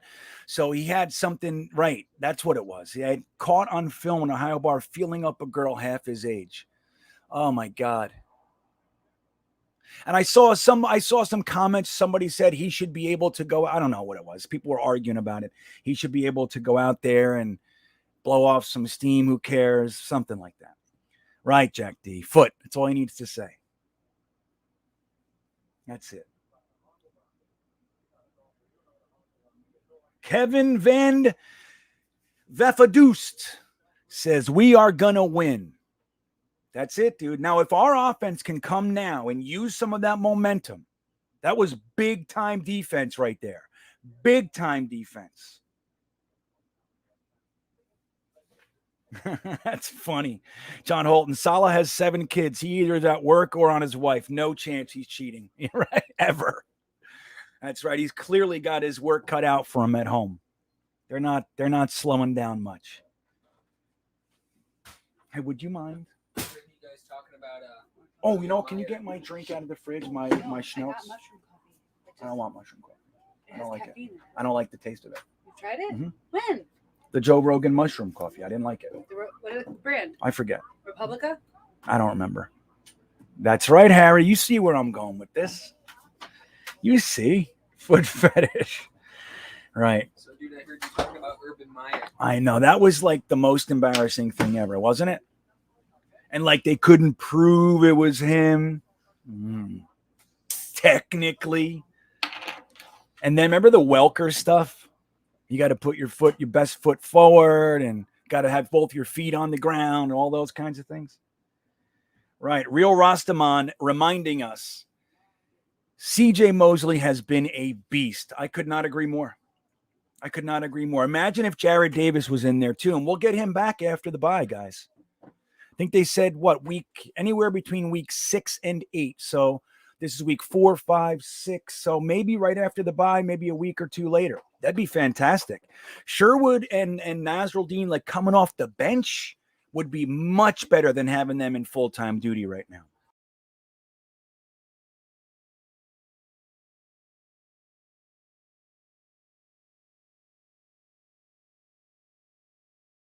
Sorry, I hit the back button. Look at that. Sorry, guys. You know, computers are touchy. Like I just did the little touch thing and it went back a page, which means I get kicked off my thing. So I'm sorry. Hey, What's up? what are you doing? Stuff. So I heard you talking about urban mining. Karanzan or Choranzan 13 says, I have a feeling the game will depend on how this drive goes. It could very well be this. So we kick off to start the second half, right? So we got to maximize. This is probably our last drive of this half. We don't start with the ball. I said we kick off. My son he's 13 years old, right? He's in a perpetual state of correcting me. That's the phase of life I'm in right now. My son, no matter what I say, he's like, nope. Hey, you're wrong. You're wrong. That's what he's doing right now. We were driving yesterday and he was like, hey, right in the middle of a red light, like we were going through an intersection. He's like, hey, you're going to go. Starts yelling at me which way to go. And he was wrong on top of it. I'm like, dude, first of all, stop yelling at me in an intersection. Second of all, I know what I'm doing. I've been driving for what? Fucking 30 years, 35 years. Come on, Jets. Stop making me look bad, Daddy. Me, of course, I'm watching the game. I'm just a play behind you. So you guys tell me. I'm usually like a play and a half behind. You know? So I see what you guys are telling me first. And then so it's almost like I know what's happening. It's a weird way to do it. But that's my system. That's what it is. I'm a play and a half behind you guys.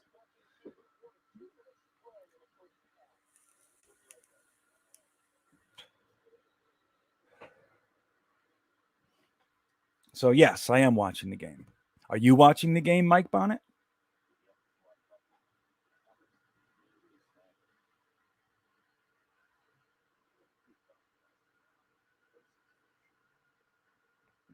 Well, he did have those, Jonathan Keneally. He did have a couple earlier positive plays, but I agree, man. It's just like here's the thing. Like, if we're going to go young, go young. Like, we're taking the lumps all over the place. You know, we have the defensive backs, you have the linebackers, you have the quarterback, you got some offensive line. It's like you have 4 young backs. I think Ty Johnson is in his 4th year, is it? Maybe 5th. Josh Adams this is his 4th year. So it's like overall, we have all these young guys. Like, why are we forcing Tevin Coleman in? I don't know. It just doesn't make sense to me. I guess they're trying to filter in some veteran. I get it on that level. I do, but you know, 3rd year. You know what I mean? Yeah, Phil, that's what Phil does. And Phil, I'll remind everybody, when we're watching the London game next week, we have to keep our eyes out for a green Union Jack, we're calling it the Jets Jack, flag hanging behind the Atlanta Falcons bench. Phil has first row tickets right behind the bench, and he's going to be hanging that huge green Jets Jack. So we have to try to capture, if anybody sees it on the TV or anything, we have to capture a screenshot, and we got to collect them so we can show Phil exactly what it looks like from our end. I could not be prouder to have such an amazing person representing us with the green Jets Jack right behind the Atlanta Falcons bench, letting them know, hey, technically this is your home game, but it's our home game. We have more fans here than the Falcons do. Look at those weird ass buildings in New York. All those like stick buildings they're building now. It's so weird. Scary too.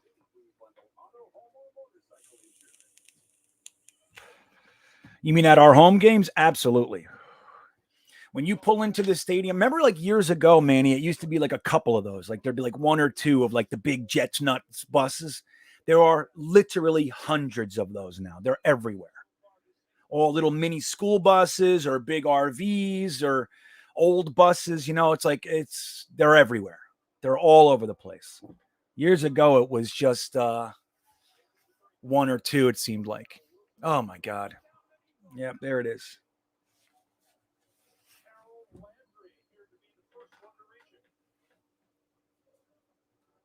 Where's Bud Dupree? Do you know? He's not playing. I think he's injured. That's Shame. right. Phil Adams, good for you, buddy. That was killer, Nick. That sucked. So why was yeah. Now to me, look, can I just say, like Van Roten was beaten there, but like, did you see the scheme? He's supposed to jump out there and put. It's like I don't know. I see a lot of that, and it's like to me, it doesn't look like the best, most efficient schematic way to like just settle our offense down. You know what I mean? I have big problems with John Benton right now, man. I really do, and I'm no Greg Van Roten supporter, but I like to try to call it like I see it. You know what I mean? Like honest. I try really hard to like dig in and see what the hell I think it is, but like that assignment looked bizarre to me. I can't wait to watch it again. So what? This is right before the half. Man, no, I hear it. Look, man, I'm not defending any offensive lineman. I'm really not. Least of all Greg Van Roten, because I do think that he's the weak link on our line. But like again, like when you watch, like look, game one, the Panthers had a makeshift offensive line pieced together with third stringers and all that sort of stuff. And they were able to keep us in check for most of the game. Why? Because they have a scheme that protected their weaknesses. I don't see us doing that to any great effect. And that's what bothers me. You know what I mean? That's what's bothering me. Block the dudes in your area. Yeah, Jack, but that's man. That's man. In a wide zone scheme, you're supposed to do certain things. Like Greg Van Roten was going up and trying to get to the second level there. Again, I have to look at it all. But you have a big fat guy trying to get to the second level around the center and get over there, and you have a fast lane. All he did was run forward. So is that the best way to use him when you could just back it up, keep the center where he's going? Oh. See, the interesting thing with this wide zone is it's almost like a read play every single play. Like the running back reads the center. And oh man, that was so close.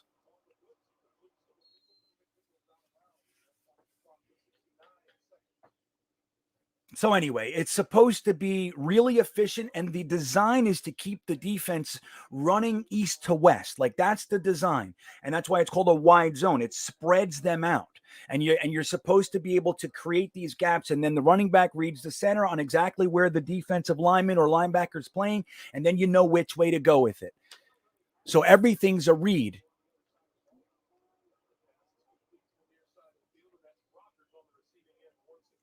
I know, busted knuckles. That was it, in my opinion. And there's no way to prove this without them telling us. My opinion is this was Cam Clark's job. They were making him earn it and the whole thing, but he was absolutely going to earn it. Is he out for the season? He's out for the season, yeah. Again? Two seasons in a row. So, like, look, and this is the thing, like when people are like, Joe Douglas, didn't take care of the offensive line. Like we did, and like, think about it. We had a guy retire toward the end of training camp or the middle of training camp. And then we had Cam Clark go on IR, and he brought in 3 more guards but at that point, so it's like, it just sucks that we got stuck with Van Roten. But again, oh man, guys, that almost sack was Let's see what the flag is for. It might be for holding. Holding. It's going to be holding. You guys, I don't know. Obviously, I'm behind, right? Nick W is asking the same thing. Holding? Give me some holding. Good. I'll take it. Because that was almost a sack on that play. Right, Jack. And that's the thing. Like, we have to remember, like the Cam Clark thing, they thought he was paralyzed, man.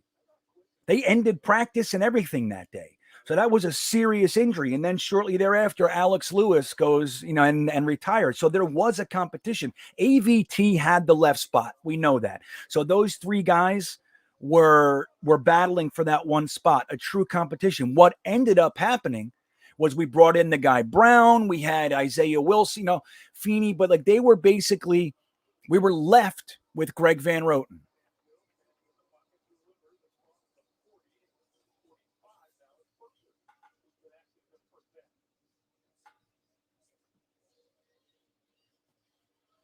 Well, I know. Look, and that's the thing. I want to make sure when I say that stuff, I'm definitely not saying Greg Van Roten's great and we're fucking him. Like, that's not what I'm saying. Pardon my French.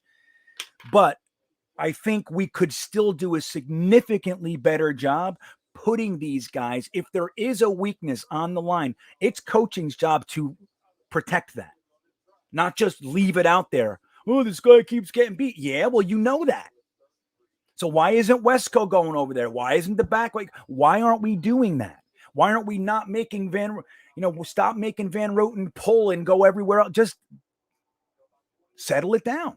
And look, and I'm limited in my knowledge, right? Like, I'm definitely not an offensive guru, right? I'm not a coach. I know enough, but there's definitely a way to account for that. There we go. Bryce Huff and Bryce Hall, the Bryces, the 5th round pick and the undrafted free agent Bryces. Now, right now, should I yell Joe Douglas is awesome? You know what I'm saying? It's crazy. We don't know. That's right, Chris Donardo. Hall is the goods. Beyond impressed with him this year. Yeah, dude, I'm telling you, Bryce Hall. And again, I happened to watch a little bit more of Bryce Hall last year because we lived in Charlottesville, and that's where UVA is. Like, UVA is king here. Everything is UVA. Everything. So, yeah, UVA is everything. They have the championship basketball. They got the football. It's like it's the whole town. So, but Bryce Hall, I thought he was going to be a 2nd or 3rd round pick. I was screaming his name in the 4th. When we had 3 4th round picks, I couldn't believe that we didn't use one of them on Bryce Hall. I was furious. Then we take James Morgan. I was like, this is bullshit. And then we got him in the 5th. So who am I? You know what I'm saying? So I'm very happy with Bryce Hall. Joe I really Douglas' son, but then the Jets select Bryce Hall. Joe Douglas. Ooh. Kevin Randall with a nice one. Sneaking this in. The Bryce Vice. I love it. Start naming things. I love it. Bryce Huff. What'd I say, Evan? Did I say something weird? Yeah, Ryan's coming. Matt, I think he's coming. Ryan is coming, but Matt is at a bar right now, so I don't know. He's outside of his comfort zone. O'Leary has like his chair and everything's like in order. He's very superstitious in that respect. So he's already outside of that zone. So he said he might be able to call, but maybe not. But yeah, I like this. The Bryce Vice. That's really good. Right, Nick. And MC2 is also playing very, very well. He was the favorite out of the cornerbacks we took. Pinnock, Eccles, and Michael Carter II. Michael Carter II was the one that I liked the most out of them. I still would have taken Kerry Vincent or one of those guys later, but that is what it is, right? We all have our guys that we liked. Is Ashton Davis a bust? No, I don't think. He's been injured. He looked pretty good. He was coming around last year. But here's the thing with that 2020 draft class. I like so many players out of that group. But what's the problem there? The problem, oh, look at that. The problem is that they can't, look at this. What am I doing? The problem is they can't stay healthy as a collective. You know what I mean? Look at that. What's up, Mark R? Here you are, buddy. Glad to have you. Glad to have you, man. Where'd you find me? So you're on YouTube, right? I know it's like I'm not. See this? I've had a few people tell me that it's slightly confusing because I do my channel a lot, but I do the live games from Jetnation, and I also do a video a week on the road with GreenBean for Jetnation as well. I don't know if you guys saw it. I just did one from the largest corn maze in the country, wondering if the Jets were lost. So here he is. Let's welcome our good friend, Ryan from Jets Talk 24/7. What's up, buddy? How you feeling? Oh, dude, I'm feeling a lot better. I was like the first quarter of this game, I was like beating my head against the wall. And there was still like a few things I can like be upset about. But that drive where we scored the touchdown had me jumping out of my seat. I was so excited. It just felt good. Like it felt like we imposed our will on that drive. And Corey Davis made up for some, dropsies and slipsies earlier. I think it was the whole drive just felt really nice. And that big stop at the end there, at end of half, just absolutely massive. The defense, what do we got? We got at least 4 sacks. I don't know if the bad snap counts as a sack or if that was like giving up on the play. Yeah, but it is amazing to see. I mean, look, I'm just happy the offense came and did something to keep the defense like at least justifying their effort, because anymore, it's just like, dude, how long are we supposed to be on here? But I want to remind you of something, or I'm not even remind you, I want to announce something. You have come on for just about every game for at halftime all through last year and this year. This is the first time that I brought you on that you were happy. Dude, it's so nice. I feel like for the first time, I don't know, in the first half, especially this season, we've been pretty rough in the first half of this season. And then last year, you're like just kind of hoping for losses at the end. And then you get frustrated. But like, yeah, no, I'm like legitimately happy with what I saw that one drive. If they can like keep it going, I think I'm excited. I'm really excited. That felt good. Felt like a good way to end it. It really did. Now, it would have been super fantastic if they could have come out like, all right, so our offense scored, the defense stopped them in 3. If we could have come back and at least just ate the clock, maybe got a field goal, something like it would have been great. But hey, beggars can't be choosers. We did a good job. Like you said, I mean, it looks like they finally at least figured it out. Hey, if we do these plays, we can do something here. A lot of quicker drops. The offensive line, for the most part, has looked pretty good. What do you think what's the thing you think was the biggest change for like up toward the positive for today? What are you seeing? I think Corey Davis has flipped around completely. Like he had the slip, he had the drop. The drop was hard. It was a harder catch. So not like that bad. I shouldn't be too critical, but like he had 2 big plays on that drive. I feel like just catching the ball, I think is a huge thing for this team. And then you got to see like the end around to Berrios. That was awesome. Oh, that was so good. Like, dude, just seems like some energetic plays like that. Like some, I don't know, get the ball in the playmaker's hands. Like Ty Johnson, you get it in front of the line, first down, and he makes the play to make it happen. He doesn't try to force the ball down the field. I think I felt good for the most part. Like the interception sucks, but I'm going to count as like half an interception. like I can sort of compartmentalize that one, I guess. And you know what? The defense is like really legit. Yeah, go on. I'm sorry. Please. Sorry. I'm kind of rambling. No. you can go on. Yeah, I'm excited. I really like Quincy Williams. He was an awesome waiver wire pickup. Yeah. He's been playing lights out. Yeah, his first game, he had a couple missed tackles, but since then, he's really, not only is he making the tackles, but they all seem like thunderous. Like he hits hard. You know, he's like, so there's that added bonus. Like he's leveling people. He had that sack, and what a great sack that was, man. That was a really good line, son. A delayed blitz. It was fantastic. Even the CJ Mosley sack was also a delayed blitz, which I think is just fantastic. Like let it break out. Let's see where the holes are and take off toward the quarterback.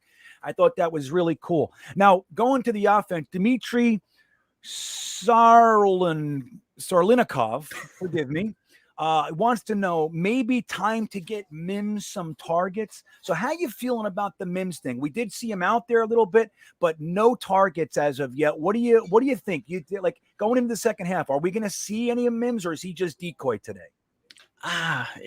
I think they definitely want it to be a Corey Davis revenge game. I think Davis definitely has more juice to like impose his will right now. I think Mims getting out on the field is good. I want to see him get some targets though. Like it's really frustrating not seeing him get targets. I think if there were more drops across the board or like flub ups by receivers, I'd probably be maybe a little more upset that he's not seeing the ball yet. But right now, Crowder got a little bit into it. Berrios, obviously Davis. I don't know. I want to see Mims, but if it's working, should just keep going with it, I guess. I don't know. No, that's been our look. We've talked about this numerous times. Like, it would be fine if Mims is on the sideline or whatever, and the offense is cooking. That's fine. Yeah. If Keelan Cole and Berrios and David, if they're doing great, then that's fine. But up to this point, they haven't been, which is really, I think, supported and bolstered the outcry for Mims because we have this guy. But I think if that drive didn't happen with Corey Davis, like you said, kind of making up for some early flubs, because this is the 4th game in a row he's had at least one drop, dude. Yeah. And they're big drops. Like, that was a first down. And so if he didn't have that, I think I would feel really more passionate about the Mims. But it would be nice if we could see some plays where Mims is the target. Use his body. He's big. He's fast. He's got to be able to, I don't know. You got to be able to get someone like that the ball. Just design a play for him. Like, there's got to be a play you could run. Just like, okay, this is it. You're getting the ball in this play. Well, somebody called out in the chat, like, there was a 3rd and 4 and Mims isn't out there. Like, yeah, that's like a perfect down and distance for someone like that. Right? All you got to do is just do a hitch. He's going to catch it every time. And he can impose his will on people with that body. And it's right. So I think that I'd like to see him a little bit more more of a factor. What do you think of Crowder? He did have that one catch for a first. Yeah, it was like that little, like, I don't know, it was a bubble screen or like just in the flat. Something, there. Something. Yeah, I like forget that. exactly what the play. It was like right on the. Yeah, I think it's good to get him involved. I thought he wasn't going to get much action because it was his first game back. I mean, he really hasn't.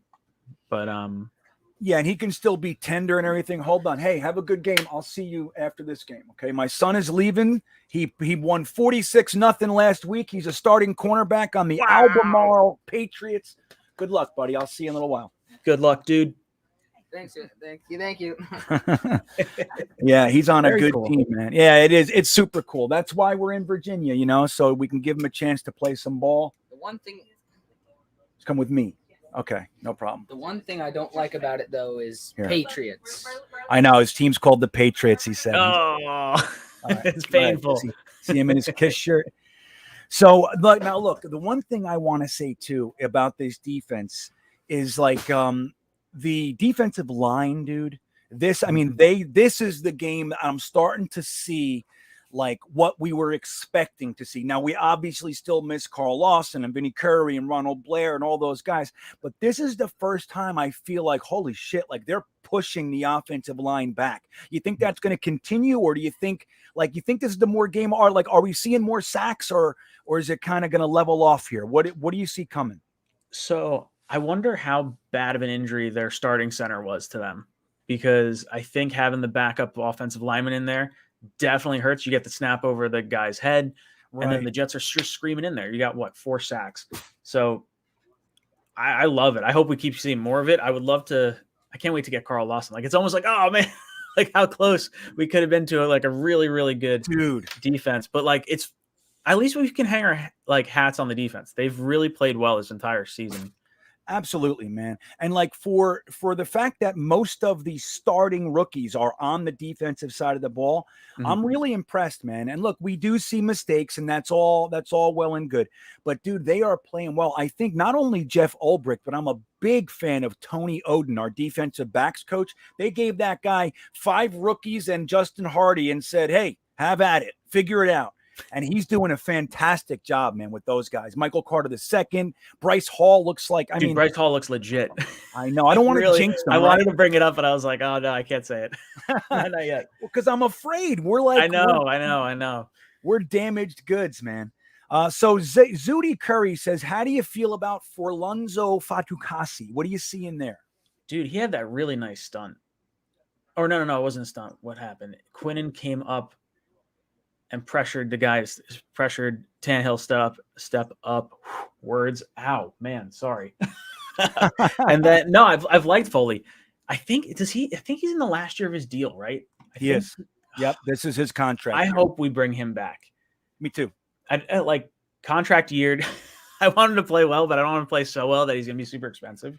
I know. But you know what, though? At some point, it's going to be nice to pay some guys. Like there's that whole moniker that Joe Douglas has, like he doesn't know how to pay his own guys. But we got to forget that none of his guys or guys that were really an impact came up yet. Marcus May could be the first one that you're really talking about.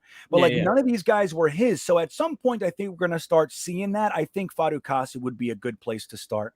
Is the game starting? Game starting for me. Dude. All right, buddy. I'm going to go. I will talk to you later. Yeah, thank you. I appreciate it, man. Have a great second half, Ryan. Yeah, you too. All right, bye. So there he is, Ryan from Jets Talk 24/7. Our good friend, and we love him. Don't forget, he does a post game over at Jets Talk 24/7 as well, and that'll be great. I wanted to just comment on one comment that I saw just before we get too deep into the game. Chris Donardo asks, if I'm a Kiss fan, how deep can I go? Can we talk Elder? Now, that's a good way to find out. Not only can we talk Elder, but I actually bought the Elder on 8-track 2 days after it came out. I've been a Kiss fan since I'm 4 years old. I've seen them over 30 times. I know more about Kiss lore. I'm also very, very good friends with the Gibb family, the Barry Gibbs, and all that. And they have the Kiss pinball machine, you know what I mean? And then the Gene Simmons vault and all that. So I get deep in there. I've had backstage for Kiss, all that sort of stuff. I'm a huge, huge Kiss nerd. So that's all that. We can talk about that again. I see him paying Foley Fatukasi. I mean, if it's going to be, one of those things, like if somebody's going to offer him, 15 a year, and that's just an arbitrary number, but I think we'll pay him. I think we'll pay him. Right. Zudi Curry says, I'm hoping so as well. He's from New York, and I'm sure he'd like to stay close to home. I think so, man. Like I said, at some point, we're going to see Joe Douglas keeping core members of the team together. Oh, get him. Okay. Nice. CJ Mosley, dude. CJ Mosley. I'm loving him. Ed the Red says, where is Ryan from? He's in New Jersey. New Jersey, everybody. Going once. Mosley is balling, sneakers to boots. All right, let me see here. I'm looking at a 3rd and 5. I don't know if you guys are ahead there.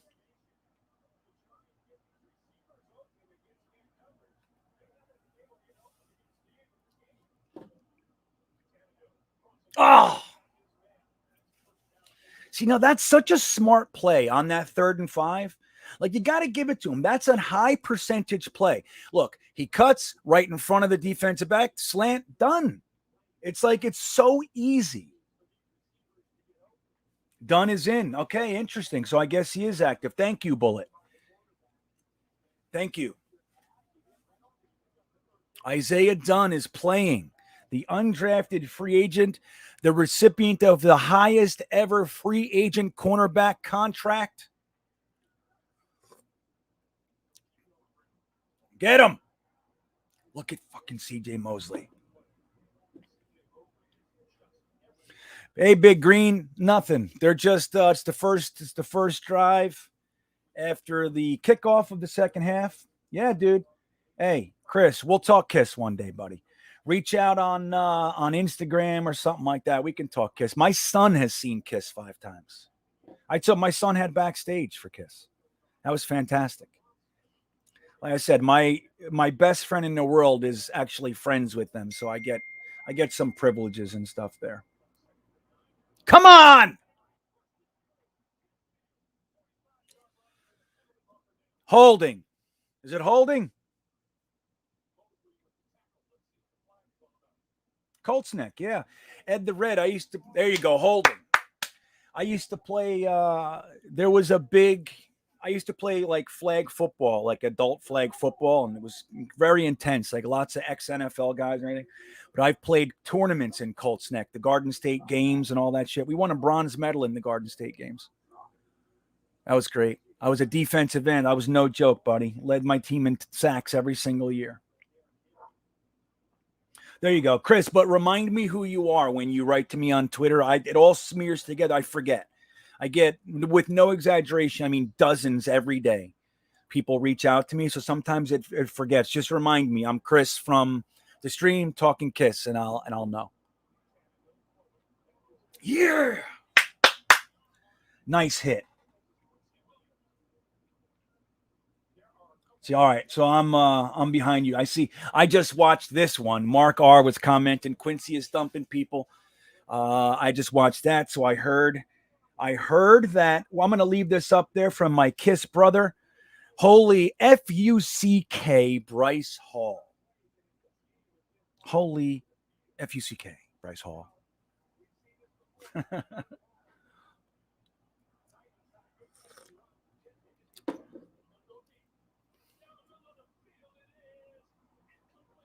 Bryce Hall.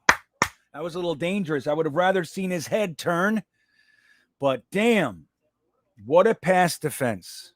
Bryce Hall's good, dude. Bryce Hall's good. He's not perfect. He's not perfect yet. And that's the smart move with him because he doesn't have the speed. Like that's the place where you can take advantage of Bryce Hall. He's not like when you got the real burners. Yeah, hopefully we don't see him running down the sideline with these guys too much because that's the one area of his game that makes me nervous. But that said, I love Bryce Hall. Bryce Hall is known for a couple of things. One, he's an absolutely cerebral, intelligent tactician of his position.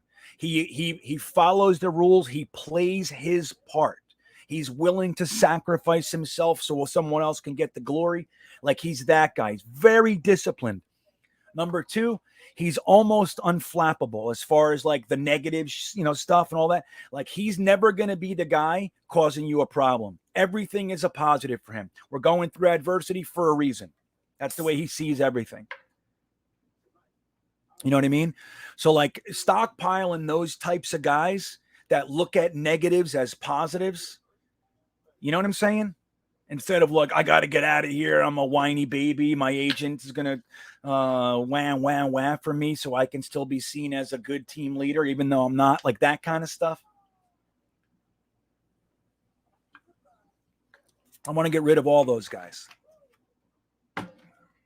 So Bryce Hall, love him. Revis was smart, very smart. Revis, man, that guy. It's just such a shame that he ended his career the way he did, like getting overweight and just kind of hanging around, not playing hard. Like what a jerk. You know what I mean? Because he was the best we ever had, period. I mean, we had some good ones. James Hasty, Aaron Glenn, really good cornerbacks, man, really good. But they weren't Revis. Revis was something else. And it's just a shame the way he ended it with us.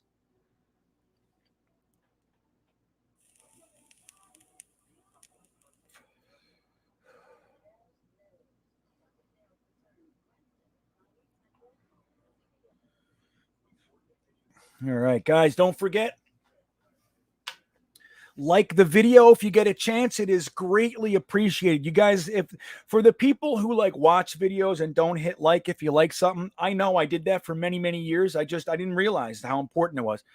It really does change the dynamic of how the channel is perceived by YouTube's algorithms.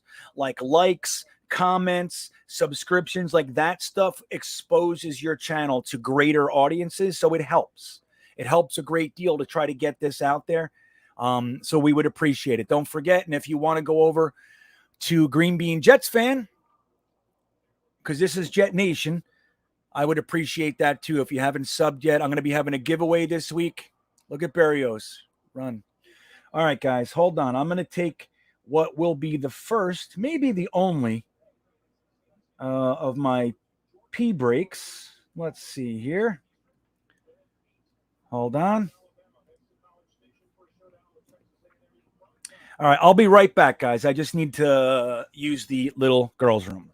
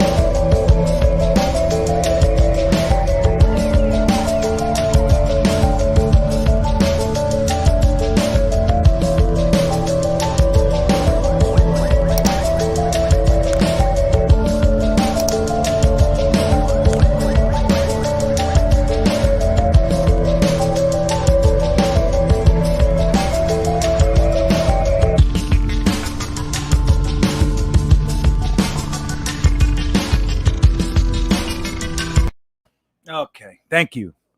Thank you for holding. What happened? We got a sack. What was this? Hold on. Oh, man. Fucking Moses, huh? Yeah, Morgan Moses got taken to school on that one, guys.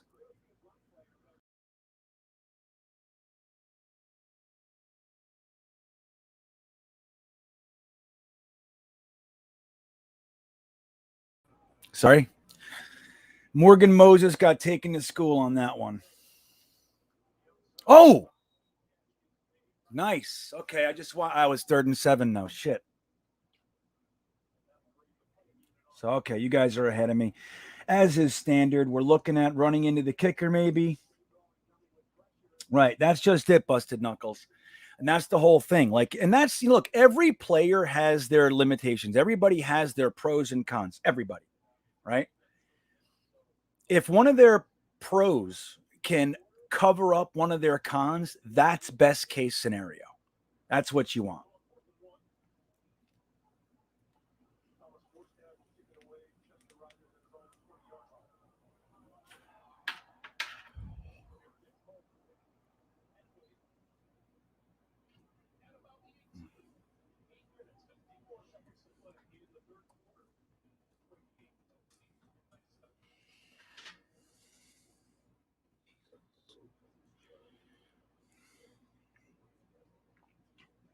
Yeah.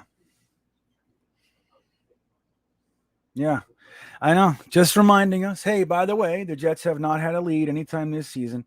Well, and you can see why. I mean, how about just the drive that worked? How about doing a little more of that? Huh? How about that? Yeah, it looks like it, Wayne. It looks like Mims just might be out there to be a decoy. I mean, look, if it's got to start somewhere, fine. At least he's out there. But like, I just don't like that Keelan Cole is like over him. I don't like it, man. The guy has done nothing. 4 games, he's done nothing. He had a little bit of play during the prevent period of last week's game. I know it is. We are Jets. Says it's a sin that we don't even look at Mims. It's just the craziest thing. You know, I think it was Holton. He said before, if I was Mims, I'd walk right into the office after the game and go, I'm done. I'm done, dude. This was week 4. Our offense is inept, and I am the best friggin' receiver that you guys have. And the fact that you're not using me, I'm done. I want on the field, and I want to play. I'm going to write a book called Give Me the Damn Ball.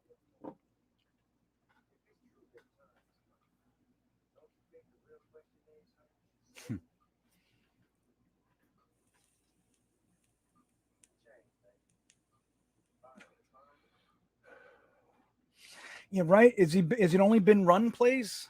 I mean, look, that's smart because he's a very effective blocker. He is. But that's the thing. Like, this is what we did last year with like P. Ryan and some others. It's like they only come on the field for specific plays. So when they come on the field, guess what the defense knows if they're paying attention, which most defenses are. They know what it is. So if you bring Mims on and he only plays running plays, when Mims comes on the field, you have a good inclination that it's going to be a run play.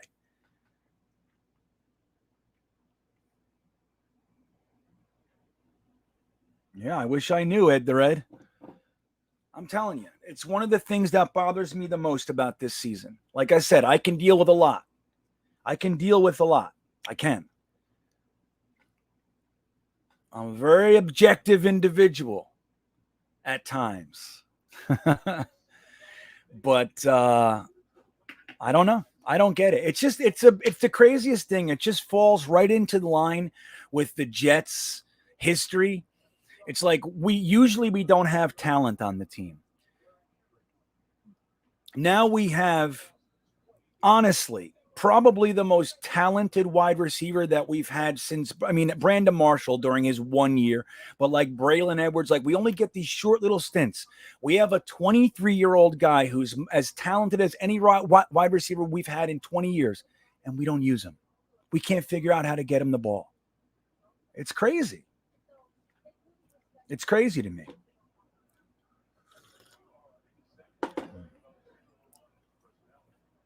What do you mean enough about Mims, Rags? Get out of here. Come on, man.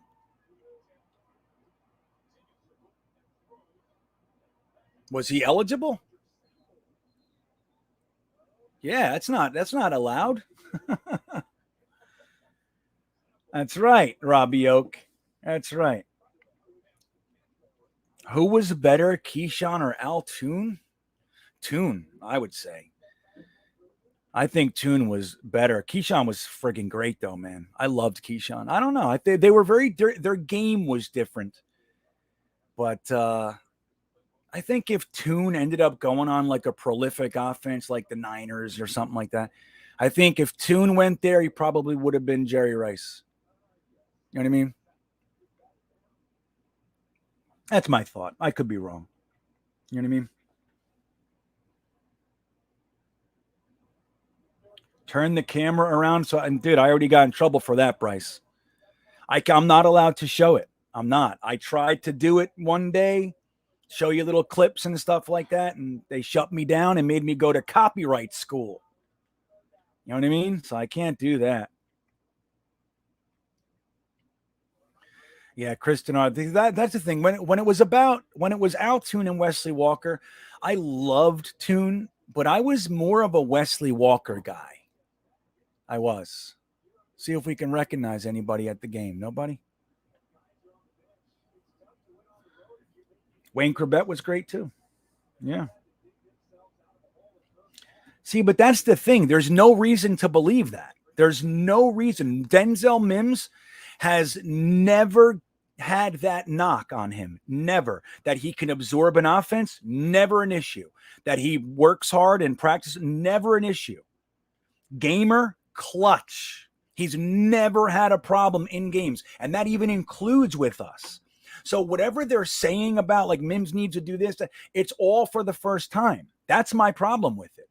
Matt Rule, it was rumored to be one of the coaches that called about the trade. You want to know why? Because he knows. And this coaching staff has not given me any reason to believe that their player personnel eval is on par with what we need to see.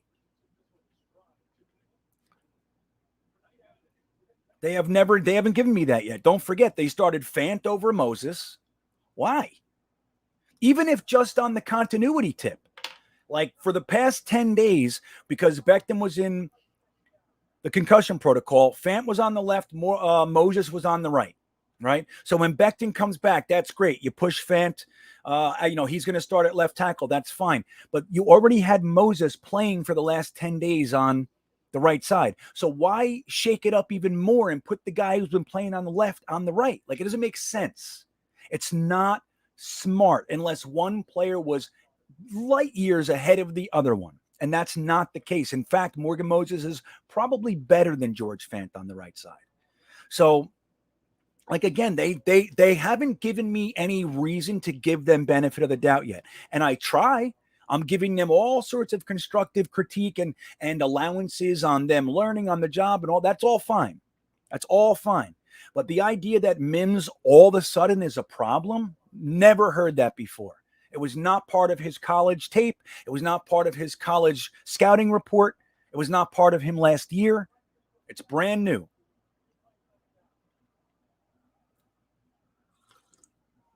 So that's the thing. And don't tell me that a 6'3", 438 wide receiver who blocks and high points the ball and catches everything you throw at him can't be used, especially when our offense sucks. So I don't know. I'm not buying it, man. Well, of course, Rags. You know what I mean? That's the problem. And that's why we're talking about it. You can back up to that argument for anything. You know what I mean? Of course they're in charge. Well, what is our job as fans? And what is our right? We talk. That's what we do. We bitch and cheer, and that's what we do. That comment that I put on the screen, you can use that for anything for the past 50 years of football. Well, they're in charge. Yeah, I know. That's why it's a problem. That's why it bothers me. I wish I was in charge, Rags. I should be in charge. I'm telling you. God damn it, man. That place sucked. That's what I'm thinking. Even though it's after the half, they shouldn't be gassed, but they have been on the field too long today. We need a turnover.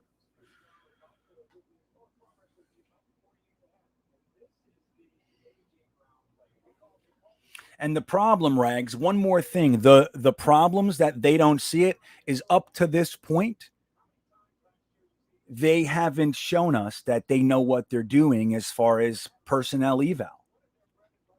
And I gave you examples. That's what I'm thinking. Jesus. Right, so I think it's something like behind the scenes, like something weird. Oh. Sheesh.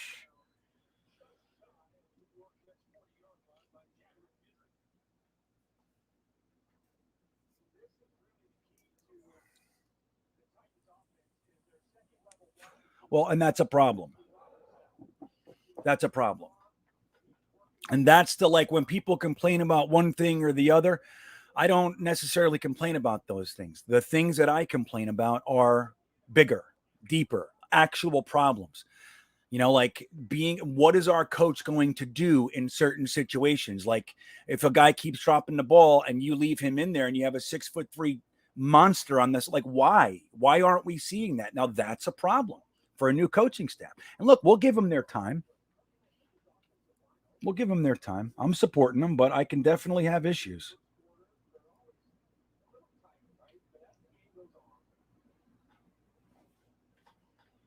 That's it.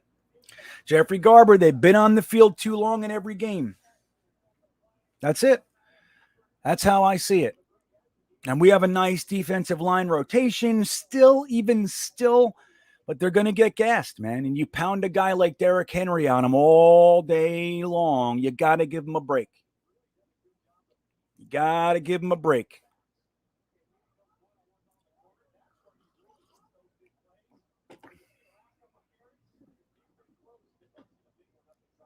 Look at that. Cover him. Oh. Yeah, Bryce Hall. See, again, look, Rags, and we'll end this. Like I said, I studied Denzel Mims, studied him, just like I did with Laviska Shenault and Jerry Jeudy and all the guys, Michael Pittman. That has never been a knock for Denzel Mims. The only thing that you can say is that he's an introvert. He's mellow. So he's like super relaxed, doesn't get too high, doesn't get nuts about anything. So people could construe that as maybe as like an effort thing, but it's never happened. There has never been that knock about Denzel Mims. This is brand new. So that means that it's only this coaching staff. So why can't this coaching staff use this wide receiver when we got, honestly, scrubs like Keelan Cole running out there? Keelan Cole's a 4th, 5th wide receiver at best. Denzel Mims could be a legitimate number 1 wide receiver without question. So that's what I got to say about that. No sweat. I'm right, too. I want you to know that. It's not often, so I gotta make sure people know.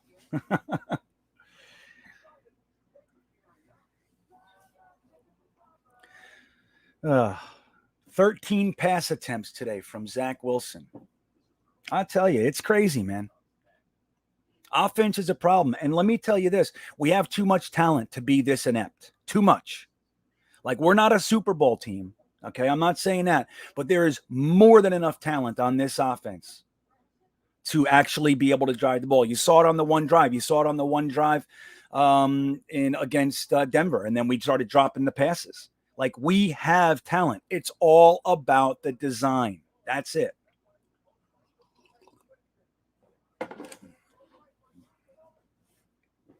That's what I agree too, Evan.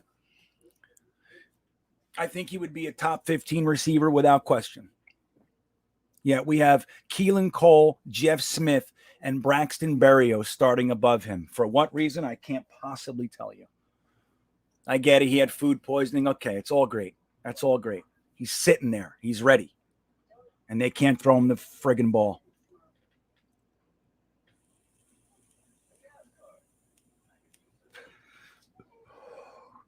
That's just it, Ed. I mean, look, I don't think anybody here or any Jets fan anywhere is complaining about our defense. I mean, dude, they're like the heroes. I mean, they're playing their asses off. And they're just on the field too much, man. They're on the field too damn much. Our offense has to be able, like, did you see when we scored that touchdown, the defense came right out and did up and 3, down and 3. Here's the ball back offense.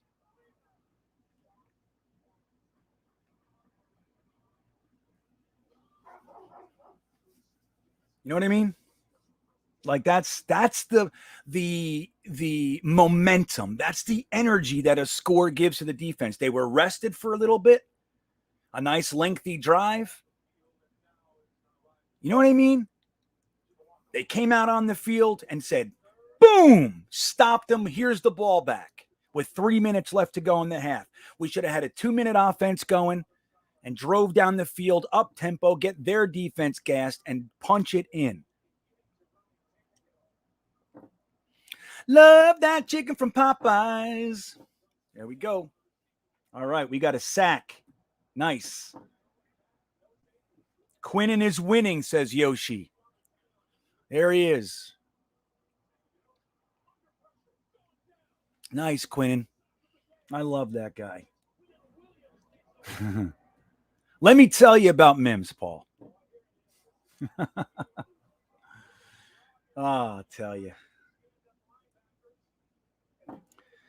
Originally from Oneonta and live in Columbia, South Carolina. Now, can't get Sunday ticket where I live. Love seeing your tail. Well, epic beard, right? Well, thank you, Aaron. I appreciate it. And when you say Oneonta, do you mean up there in Oregon? Is that what you mean? Oneonta? Oneonta? Maybe not. But anyway, I appreciate that. Thank you for being here. Quinnen Williams sighting. He's been playing okay. He's coming out. He's coming out. He's having his coming out party.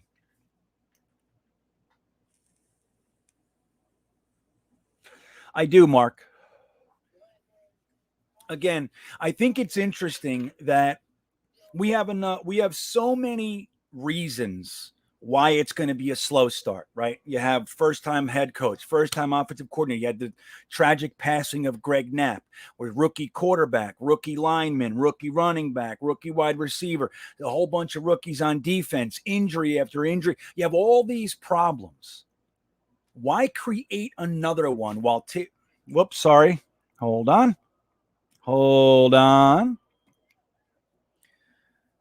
Here I am. So why create another one by taking LaFleur out of his comfort zone? Just put him upstairs. You got Matt Cavanaugh on the field. Have LaFleur communicate with Cavanaugh and keep him in. Like, have a system. So yeah, I do think Oneonta, New York. Got it. Got it. Near Cooperstown. I see. Well, cool, man. So you're down there in South Carolina, can't get the game, huh?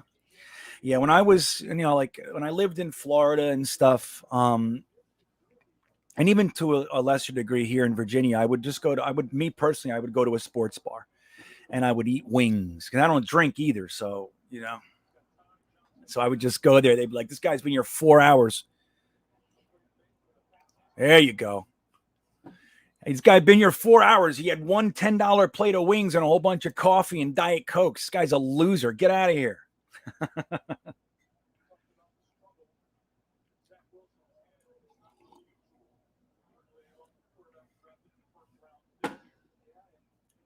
See, so Aaron Zuti Curry is saying get a Fire Stick. Yeah, there are solutions. Like I'm using a Roku box right now. That's what I'm doing. That's why I'm slightly delayed. Like I have Sunday ticket, but I have it through an app, right? So I'm slightly delayed, but for the most part, it works fantastic. Like I get all the games, I get everything. So it's good. Keelan Cole sighting? Oh man, I want to fucking see it. I want to see it. Love that chicken from Popeyes. I got to get that one out. I got to get that out of my head.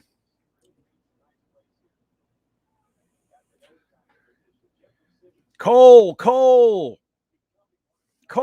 Wow. Bean, get ready. Here I go, Mark. They're lining up. I see it. Hold on. I'm going to lose it. Ty Johnson in the backfield. Ryan Griffin in motion. Crowder, Keelan Cole, and Corey Davis out on the field. Being chased. Launches it. Yeah! There it is. Harry says, wow, I concur. If he doesn't slip, it's a touchdown. I get it. What a throw, Yoshi. I'm with you. Yes, sir, Bullet. There he is. Keelan Cole, finally. I'll take it. I love it. Look at him. He's wide open. You know what? That guy made me nervous seeing Corey Davis there, too. Like, they could have bobbled it. You know what I mean? And, like, fought for the ball. Oh, God. It's another poor play design. It's, like, crazy. And there goes Crowder with his first drop of the year. Oh, Jesus. Crowder. I know, right? It's terrible. You guys know what's coming, so we can't see the reaction, the real one. That's right. Don't forget what this is. This is to give everybody a place to hang out, enjoy the game together, commiserate if necessary. You know what I mean? Yoboa would have caught that. Oh, what's happening? Like, that's it. Like, after that play, how about some aggressive play calling, man?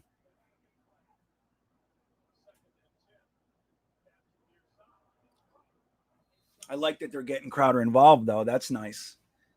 Mims on the fade. That would have been nice. Right, Chris?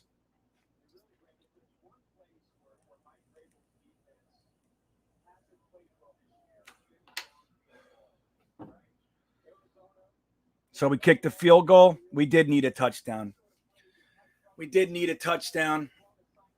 Mims on the fade, dude. Like, do you understand how effective that would be?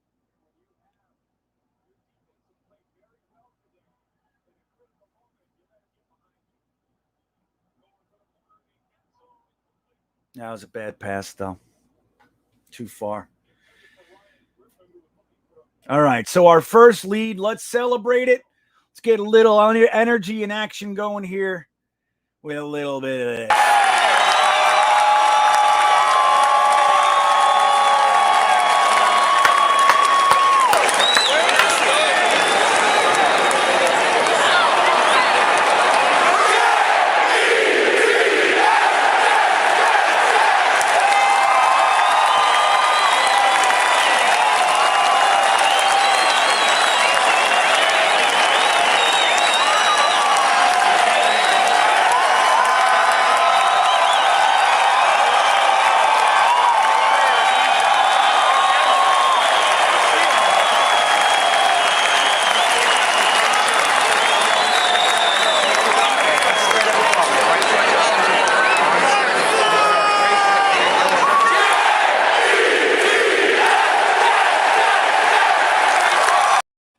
Oh, man.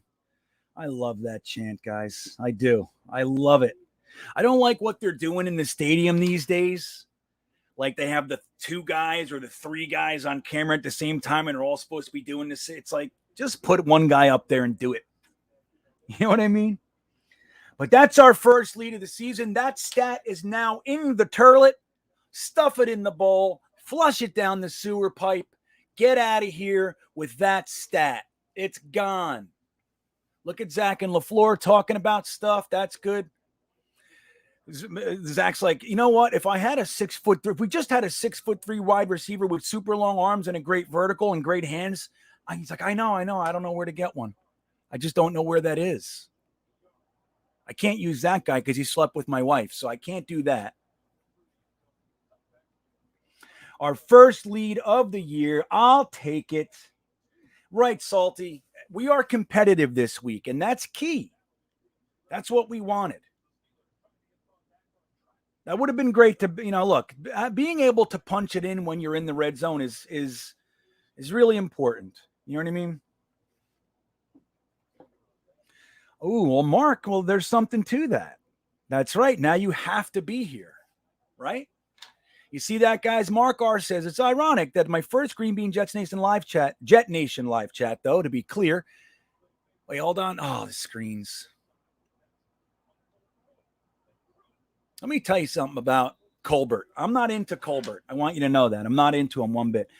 And the Jets competing, it's my new superstition. Right. So, Mark R, it's imperative that you hang. Imperative. I got all the lucky clothes on and all that stuff.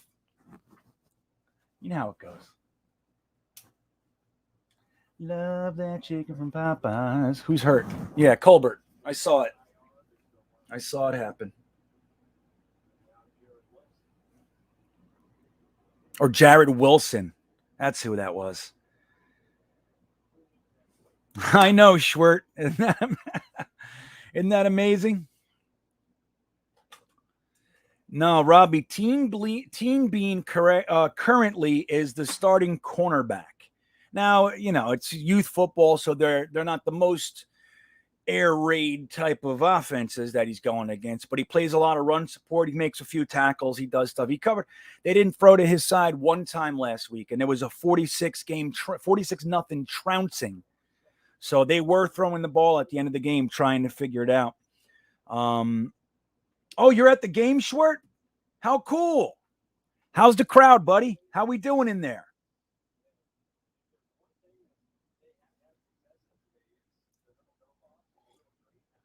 That's super cool. I'm glad you're there, man. I wish I was with you. I had a couple opportunities to go, but I couldn't put it together. Hold on. I got to fucking fix this thing. Hold on, guys.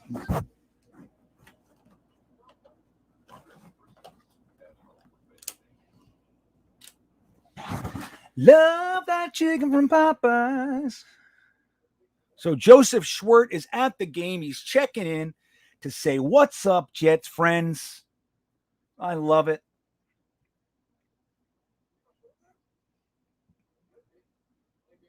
Calling it now. Pick six is coming. That's the way.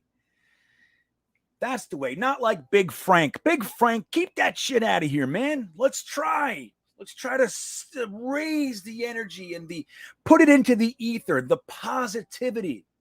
We do have an impact, like Joseph Schwert at the game. All right, I'm going to try to switch the camera back. Hold on, everybody. Let's see how I do. I replaced the battery. Hey, look at that. Smooth. Smooth operator. Smooth operator. Remember that? Coast to coast, LA to Chicago. Do. All right, let's do some scores. Let me update. So the Jets are now beating the Titans 10-9 with their first lead of the 2021 season. The Chiefs are beating the Eagles 28-16. The Falcons have a 1-point lead over the Washington football team with a minute and a half left in the third. Chicago is punching the Detroit Lions right in their kneecaps. The Panthers are having a hard time in Dallas. That makes me very happy, I got to say. So 26-14 Dallas with 4.5 left in the third. That is certainly not out of hand. Colts beating Miami 20-3. That's good news. The Vikings are trailing the Cleveland Browns 7 points to the Cleveland Browns 11 points. That's an interesting one. Maybe they went for 2. So, interesting games. We have the LA Rams playing the Cardinals, the Niners playing the Seahawks. Let's go Niners. Green Bay playing Pittsburgh. Let's go Pack. The Broncos playing the Ravens. Let's go Ravens. And then at 8:20, the big one, where I will root for Tom Brady openly for the first time in 15, 16 years, whatever it is. Right. I agree. I'm going to keep this up, Sesh. Pick 6. It's all going to be you. Let's go. Come on. Jesus, this Derrick Henry guy.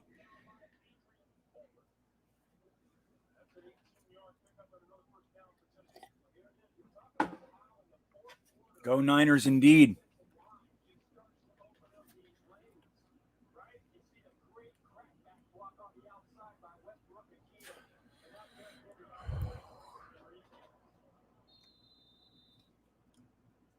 Ashton Davis made that tackle, everybody. Ashton Davis made that tackle.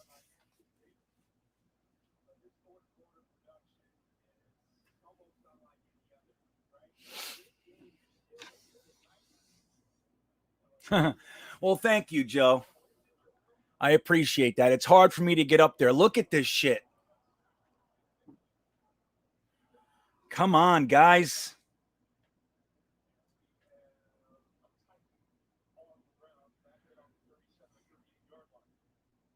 I know, right? Like Henry becomes Thanos, another offensive lineman. We got to capitalize on that crap, man. I mean, look, nobody's rooting for anybody to get hurt, but if it happens, you got to capitalize on it.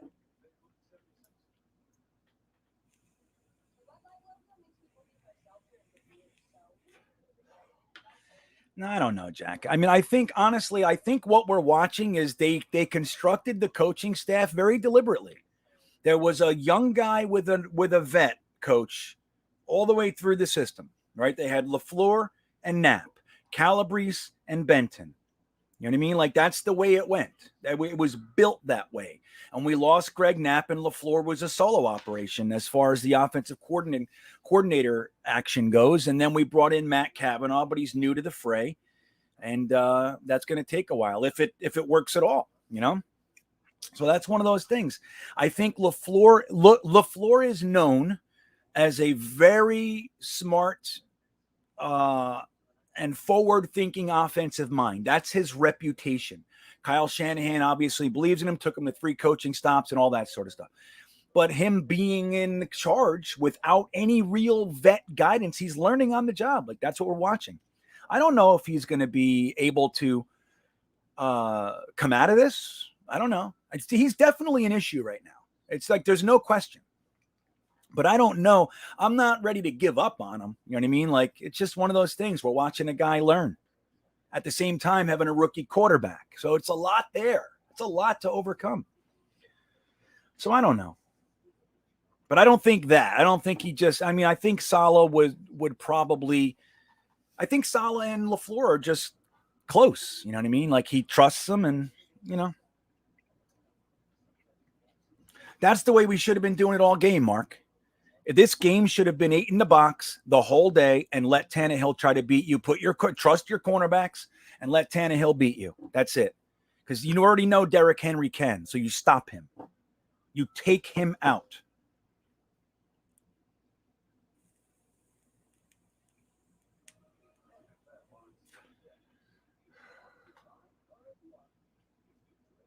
Absolutely, he could, Jack. Absolutely. He was the passing game coordinator. He would have absolutely helped, without question. There's not a doubt in my mind. Greg Knapp is known the world over as one of the finest minds in the game. And we had him. We had him.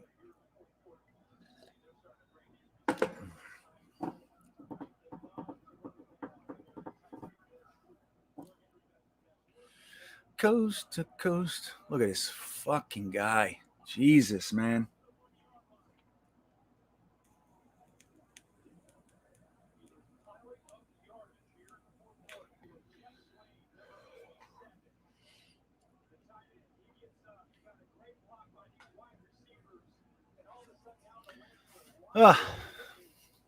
Yep. It's okay. A lot of time left. It's a lot of time left. Our offense looks good.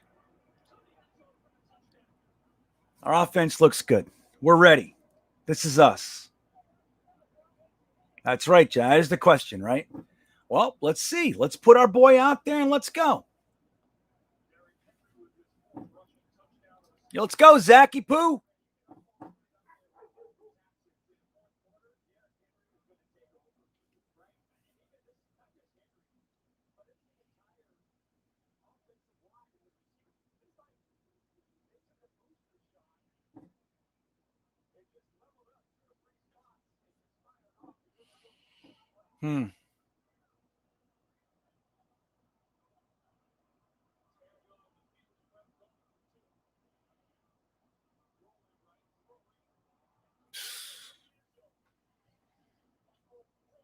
That's right, John Holton.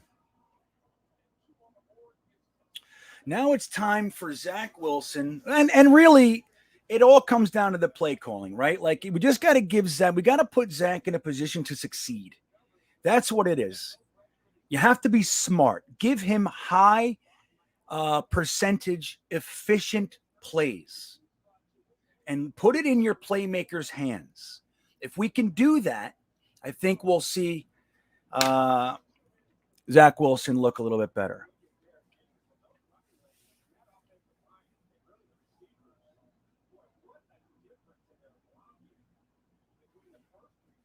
What happened? What happened on the kick return? Tell me.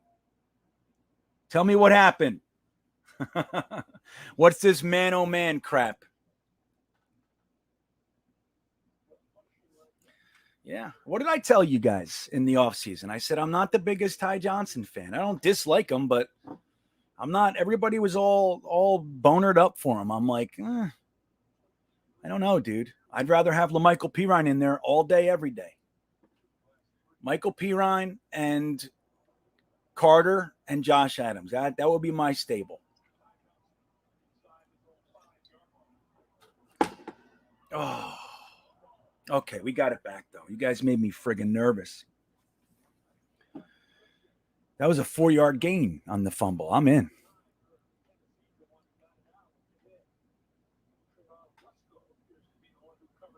Can't get it out of Wesco's hands when he's on the ground. He's super, super strong. I saw it. Yeah. I'll tell you right now, guys, like, it's going to take some time for these coaches to really understand. Like, they seem like the kind of guys, especially Saleh. Let me just speak for Saleh. He seems like the kind of guy that really wants to, like, build up his guys. But sometimes guys just aren't it. And you got to be able to cut the cord at times. Put the hot hands in. Zach is good at avoiding pressure, guys. Yeah. Okay. I'll take it. Massive error. I'm with you there. They waived Adams to put him on the practice squad. That's my thought anyway. Because Tevin Coleman came back. Don't forget, when Tevin Coleman got injured, they raised Josh Adams to the active roster. They haven't made him active yet, but they put him on the 53. So when Tevin Coleman came back, they bumped him back to the practice squad. Now, maybe they'll cut him for good. I don't know. But that's my thought on it.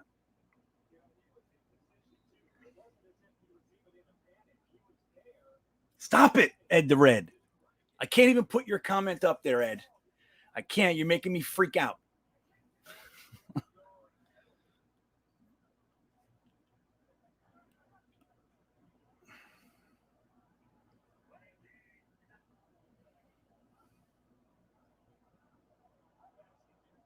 Jesus. Okay. Okay, I'm not. I just saw that. Oh, it looked like a pick to me. I was like, why didn't they tell me? And that looked crazy. Crowder. All right. 6 wins is a productive season for me. That's fine for me. 6 wins is fine. As long as we see progression. I don't care. We could be 1 in fucking 16. As long as we're like in games and competing, it's I want to win every game, but it's like, for me, successful season is about the personnel. Look at that play from Crowder.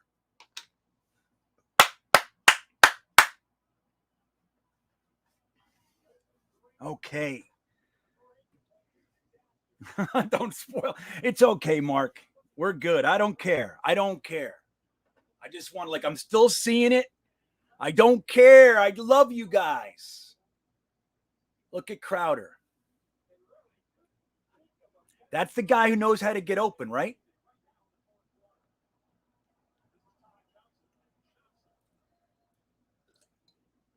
I agree. Busted knuckles. Good way to say it.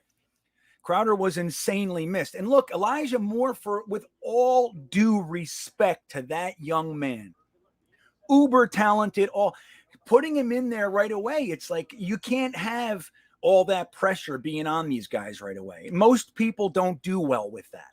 Crowder, we know what Crowder is. So everybody's like, trade Crowder. I was like, I fucking hope not, man. I hope they don't trade Crowder. Crowder is legit, and I'd rather have him there for Elijah Moore's first year. Show him how to really get it done. Ooh, there it is. Okay.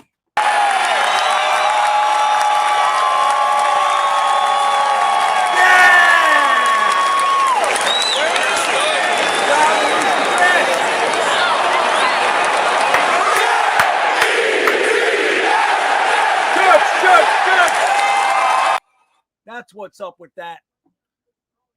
That's right. He waited a little long on that one. He was tentative. I got nervous on that touchdown. And that's okay, James Trice. We can't be choosers. You know what I mean, buddy? We're begging. So just like Holton pointed out early, he said, let's see if Zach Wilson can do the thing. And at least for that look, that's a positive. That's an incredible positive look. The botched snap still found Crowder. Anybody saying Zach Wilson sucks, like, look, it might not be perfect and he has his issues, but dude, that kid does not suck at the game of football. I'm just saying that right now. He does not suck. Crowder's the shit. I love Crowder. Right. Sign Crowder, let Cole go. Cole had that nice play today. So he's hey, you got to give it to him too. Now, Apollo Arc chiming in says, how about this? How about we get a turnover? See, look, we didn't put the defense on the sideline for that long, but it doesn't matter when you score. All right. We gave them a little bit of a break and we came back with some energy. That is an influx of positive energy. It's called momentum. If we come out and go and we put them 3 and out like Gitmo Bob is talking about right now, dude, that's it. That's what we need. Apollo Arc turnover, Gitmo Bob 3 and out. I'm with it. Let's go Jets, Donker Sloot. I'm with you. Mark R with the eggplants. Sure. Why not? I'm in. What's a tinny, Ed? What's a tinny? That's right, dude. 8 in the box, Holton. 8 in the box. That's what we need. 8 in the box. Right in the face. That's right, Jack. Big front. That's what we need. 8 in the box. Let Tannehill beat you. Talk to your cornerbacks. Get Tony Oden. Gather up the troops and say, this is it. This is it.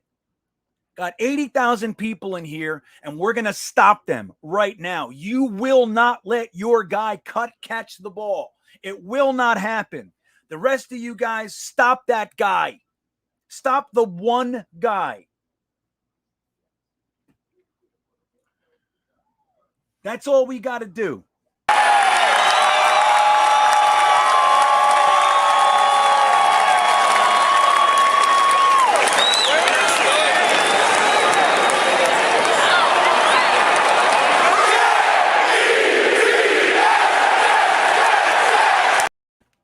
Yeah. All right. I'm done.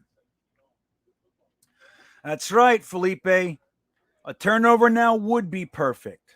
Shut him down defense. Let's go.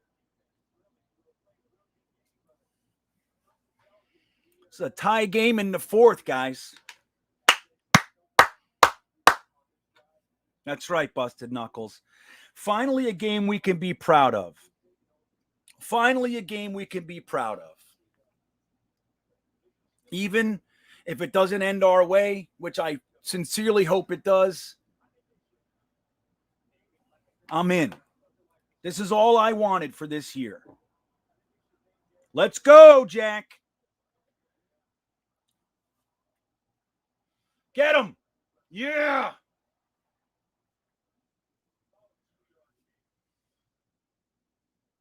That's right. That's what you got to do. The whole day should have been, excuse me, the whole day should have been, and it was for a lot of it, the whole day should be, hey, Tannehill, you got to win this one because we're taking that guy out of this game. No way. Both linebackers in our 4-2 dime, we should have, both linebackers, you go where Henry goes. I don't give a shit. He's never without you.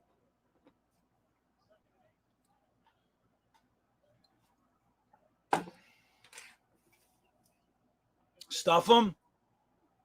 Okay. What happened? Quinnen? Oh, my God. What is it? Sack Quinnen Williams. Yeah! There it is. This is what offensive energy does, guys. The defense is, they've come to play every week. This is what offensive energy does. Look at them. They're all confused. I'm still watching that play. You guys are you guys are, I already know that after this play, we're going to get a midfield field position, which is nice. There he goes. Who was the first contact there? I think that might have been Sheldon Rankins with the first contact that made Tannehill cover up the ball. Quinnen got the sack, but let me see who. I'll tell you guys who it is. I think it's Rankins. We only rushed. Wait, look at that. Yeah, that was Rankins. So Rankins really got the first initial pressure on that.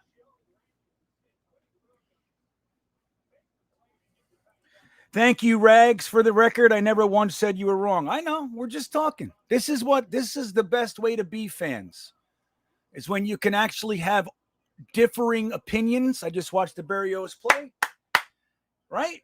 And that's the thing. People these days, just in general, get too butthurt about like somebody disagreeing. It's okay. It's okay. You know what I mean? I'm wrong all the time.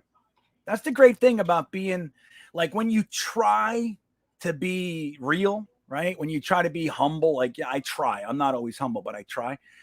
And sometimes you go, oh shit, I was wrong there. Like, it goes a long way in this world. Oh yeah, that was me. My bad. I was wrong. I saw it totally different. You know, everything dies. It's like when somebody goes, you're a this and you're that. You go, yeah, I know I was wrong. And they go, no, but yeah, I know I was wrong. Like, what are they going to do after that? You know what I mean? So thank you for the super chat. I do appreciate it. Salah needs his get back, coach. Yeah, he's in trouble. That was a good punt return, man. That was good. Dallas Cowboys with 15, just started the fourth, are up 36-14. They have increased their lead over the Carolina Panthers, which have been able to score 14 points. Chicago, 24-14 over the Lions. The Falcons are still, they've increased their lead over the Washington football team, 30-22. KC, 28-23 over the Eagles. So the Eagles have scored a little bit. KC ball. Colts are stomping the Dolphins, which is pretty nice. And they just scored another touchdown. I just got an alert. They just scored another touchdown. Cleveland, boring game, 11-7. And there we go. Is Sam getting beat up today? A lot of sacks and stuff. I mean, that Dallas is a good team, man. Dallas is good. Even in that first Thursday night game where they lost to the Bucs, man, dude, what do you have, 350 yards, Dak? I mean, that game was great. That game was great. That's right. Now we need to see Zach finish this game. Imagine going down there right now and scoring a touchdown. Right, dude? Disagreement's the best part about being a fan. It's the arguments. It's the altering of viewpoints. You know? I love that shit. I come from a group of friends where, dude, that's all we did was argue. My family, I got 100 Italian cousins from Northeast New Jersey. It's all they do is argue. I remember when I brought my wife to my grandmother's house in New Jersey for the first time. I met my wife in Florida. The first time we came up there, she literally said to me, is there going to be a fight? Like, are they about to fight? I'm like, who? Oh, them? Like, no. What are you? But she was like freaking out. All right, here I go. Yo, she's talking to me. Nice chip. He said, go. You see that? He sent him. Holy shit! Holy shit! There you go. He sent him. Did you see that? Come on. Yeah. That's right, Jets fans. You deserve it in the stands. You deserve it. Look at that. Zach said, go, man, go. And he does. And he goes. And Corey Davis catches the ball. Woo!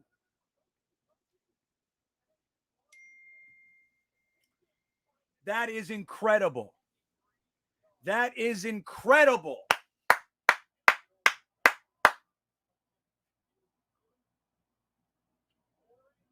Hell yeah.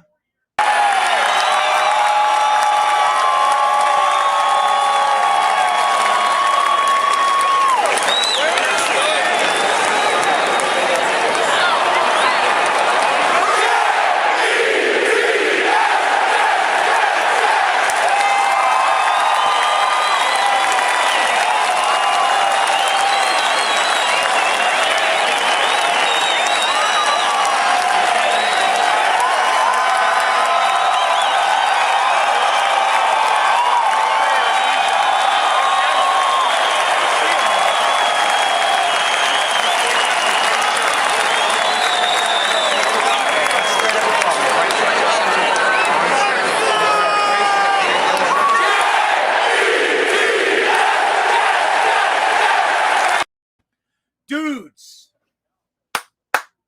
53 yards. Holy shit. Now the Titans are feeling the pressure, Mr. Robbie Oak. I know, right? Can I see? I imagine. I know what Ryan's doing. There you go, Corey Davis. That's what it feels like to catch it. If we hold on and win this one, that's going to be the best thing in the world. That it was him.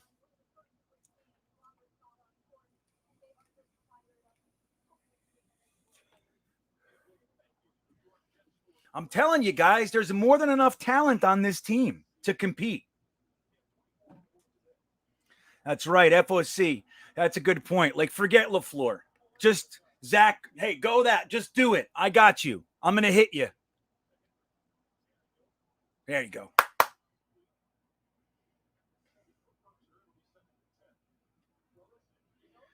So I will let you know in 15 minutes, I have to end the stream at 4 p.m. on the button today. So I know Season 718 says, I almost cried. I know.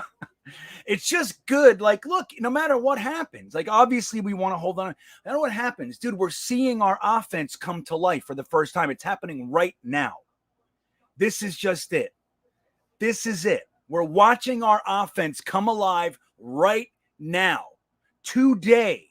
And this can be the catalyst into so many beautiful things. Look at that. Tannehill, man. 12th man rocking the stadium. Give me 5, Little Bean. What? Get ready to go. I know. I'm coming Change in. your shirt. That's the reason why I'm coming in. But why do I have to change my shirt? Because it's got stains all over I it. don't Please go care. change your shirt. Please go I change. don't Hey, care. hey. I said go change your shirt. So go change your shirt. It's not even a stain. Kids. You watch the replay 10 times? See, it does get, I imagine it. I can't wait to watch it. But like the thing with me, what I like best about it, 2 things. One was, did you see the time? Now the one guy had, but he got, that was a chip. So the tight end went out and the defensive end knew it. So he had to go back and he was like stuck in that place between attack and coverage. So that's great. You froze him. You froze the pass rusher, which is perfect. Number 2, there was all that time otherwise. Number 3, Zach felt it and said, go. I got this. Go. Go. He sent him. He sent him. I love it. Isaiah Dunn coming alive. Yoshi's talking about it. Follower of Christ talking about it. Chris Donardo talking about it. Robbie Yoke done turned. Oh, that's the mark. That's the, that's the signifier of a true cornerback, somebody who can run full speed and turn their head.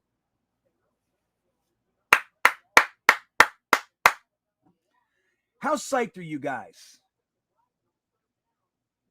This is great. That's right, Jets fans in the stands. You deserve it. You deserve it, Jet Nation. I'm about to watch the Isaiah Dunn play here. Our undrafted free agent rookie. There's 2 levels of, oh, beautiful. Right, that would have been ugly. That was beautiful. Look at Isaiah Dunn. Don't get crazy. Don't get crazy. I love it. What's a tinny, Ed Red?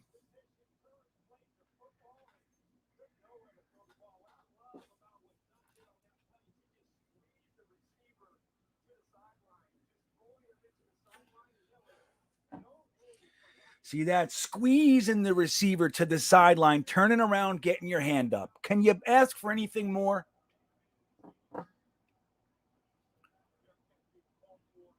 Good field position on the 34-yard line. Oh, a can of beer. That's what it is. Have yourself a tinny for me, since I don't drink. So go ahead. I just drank 3 of these filled with coffee. I got my Super Schnelz. This is seltzer water that I make myself in my soda stream. Ask Jeremy Cravat. Hey, look at my daughter comes out with. This is what I deal with. Hold on. Look at this. You see what I deal with in my own house? I see lost that? a tooth. You lost a tooth today? Uh-huh. That's right. So I say to my daughter, go change your shirt. And she comes out here. No, Zach, go. Throw it away. There you go. Beautiful. Okay, I'm fine. Yeah, there's lots of time left. Protect the ball. Protect the ball. So my daughter comes out with a Ravens shirt on. You know what I mean? I forgot. It was just the only It was t-shirt just the I first had. shirt. It was just the first shirt. Yeah, it looked most comfortable. Okay. Give me a few minutes. Give me 10 minutes or so, and then I'll talk to you. Lots of time left. 8:41 on the clock. That's right, Robbie. He knows lots of time left. Crowder. That's who to depend on, man. Sucks that he fell. So where are we? What happened?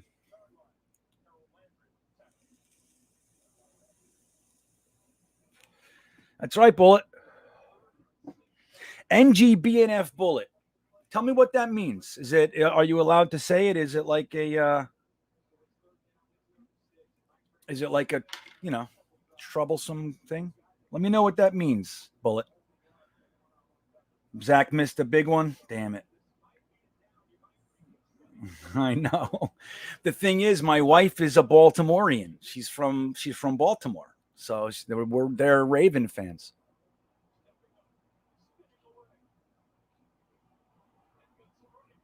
Ah.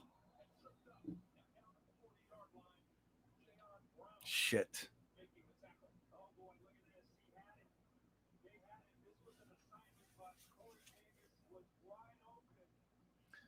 That's what happens when he's running all over the place. You can't exactly see everything. Oh, man. Look at that.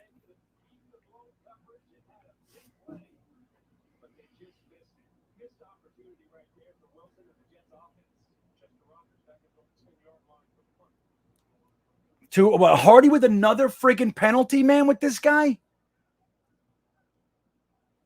See, that's where, like, when I have comments that are about, like, lack of discipline and all that sort of stuff. Yeah, dude.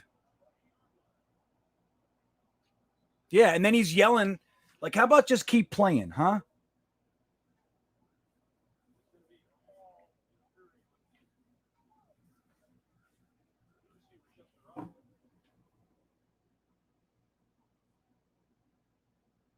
I know, right? Every week, Chris, he's like on top of the guy. Like, I get it.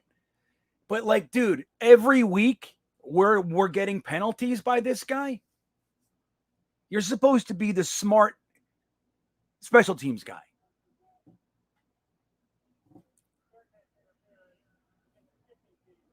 Yeah, you got to talk to him, Salah.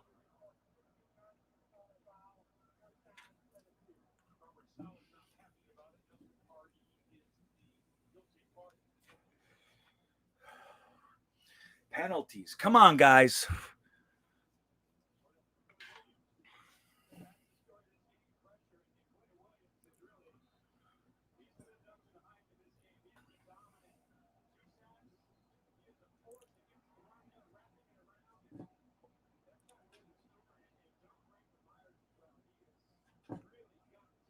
Can you imagine if we had Lawson, dude?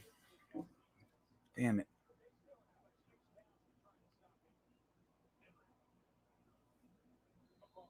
Right. I don't care if they burn the clock, man. Keep that clock rolling.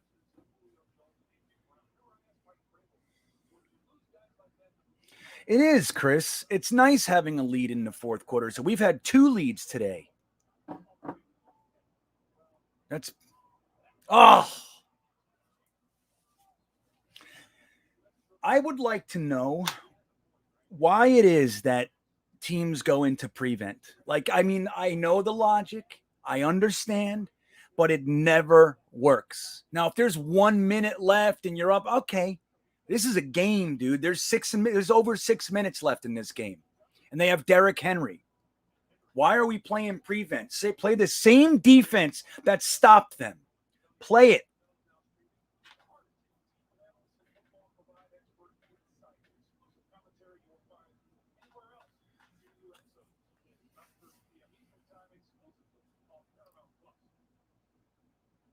Come on.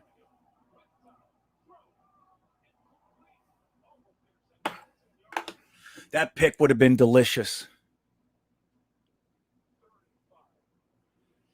One more, D. One more, D.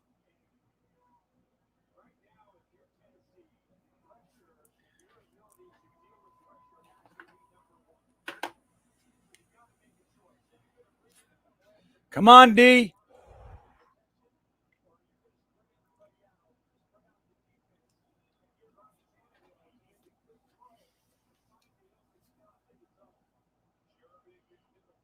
Come on. What am I watching here?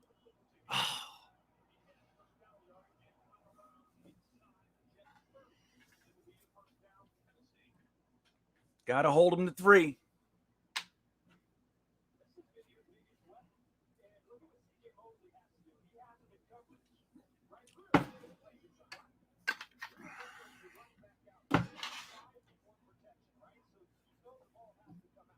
Oh, this is killing me. That's right, Robbie. Bend, don't break. Let's go. Squeaky bum time.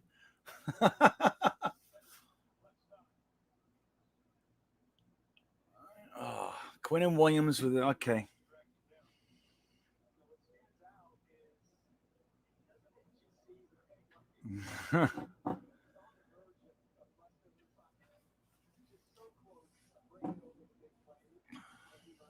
Sheesh.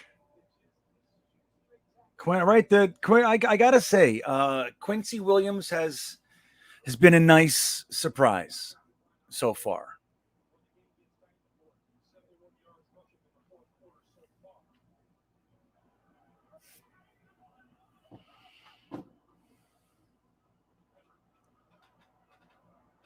Yeah. All right. So what happened now? I'm seeing wow. Just go ahead and tell me, dude. I can't handle it anymore.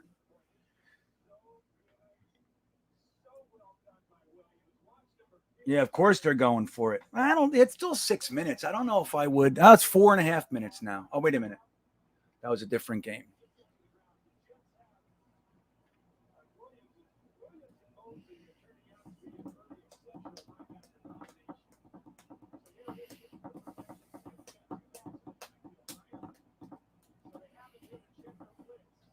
Okay, come on.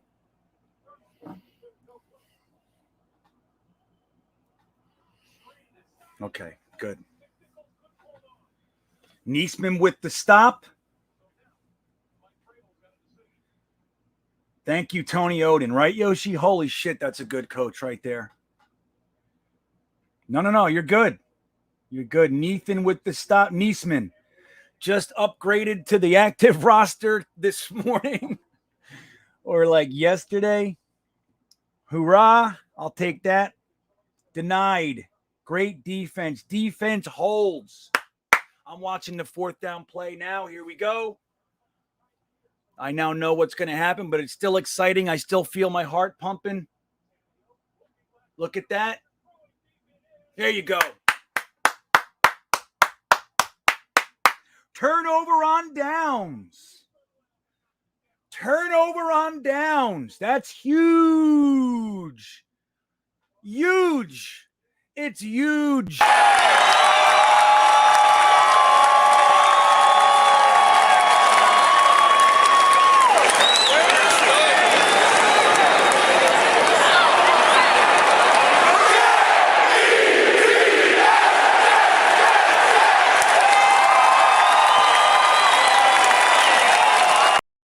All right. That's exciting. Hey, Aunt Gina's in the house. Welcome. Welcome, Aunt Gina. Look at this. Look at Berrios running down the field. That's okay. Nice. We're in the driver's seat for once. For once. Aunt Gina saying hello to everybody. That's right, James Thrice. Right? Everybody thinks the Jets are just a bye week. That's not the case, man. This is a young team with crazy work ethic, a lot of talent, not Super Bowl talent, but a lot of young talent. And we're going to get better every week with leaders like CJ Mosley. And then Marcus May can go. He can go. He's not a real leader, man. You know what I mean? This bullshit with him. We have real leaders. Get them, get them gone. I don't care.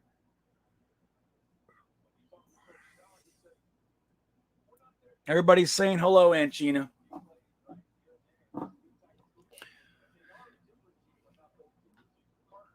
Look at Michael Carter. I should have just come. Okay. All right. Okay. There it is. All right, guys, I do apologize, but I have to end the stream at 4 p.m. I know it's bullshit. I'm not happy about it, but my ride is here to go watch the Albemarle Patriots and my starting cornerback son. So this shan't happen again. Look at it. Let me get this guy out of here. Let me block the user. MD, come on, what is these people? But this is a fun game. This is a great game. May I recommend? Jesus, okay. So, yes, look, I had a great time today, man. This was a good one. I thank you all for being here. Sorry, I got to end it a minute and a half or whatever it is early, 3 minutes early, actually. Sorry. I'm sorry I got to do that. It weighs on me. I don't like it. But this was a good one. I know, Busted Knuckles. I'm with you. I got to go. My ride is here. I hear it. So anyway, I got to go watch Teen Bean play his football game today over. They're having an away game in Orange, Virginia. That's where I'm going. And thank you for the good luck. Thank you. And may I recommend Jets Media is still live right now. Guys, I love you, man. This was kick-ass. And I really do appreciate you all being. I'm glad that we got to experience this together. I mean, it's not a win yet, and we've been around the Jets. We know this can go away, but at least we saw the game that we were watching. I thank you all for being here. I will leave you with this, and you guys have a great day. I'll be checking in with you guys in all the late shows. Have a great day, everybody. Go Jets.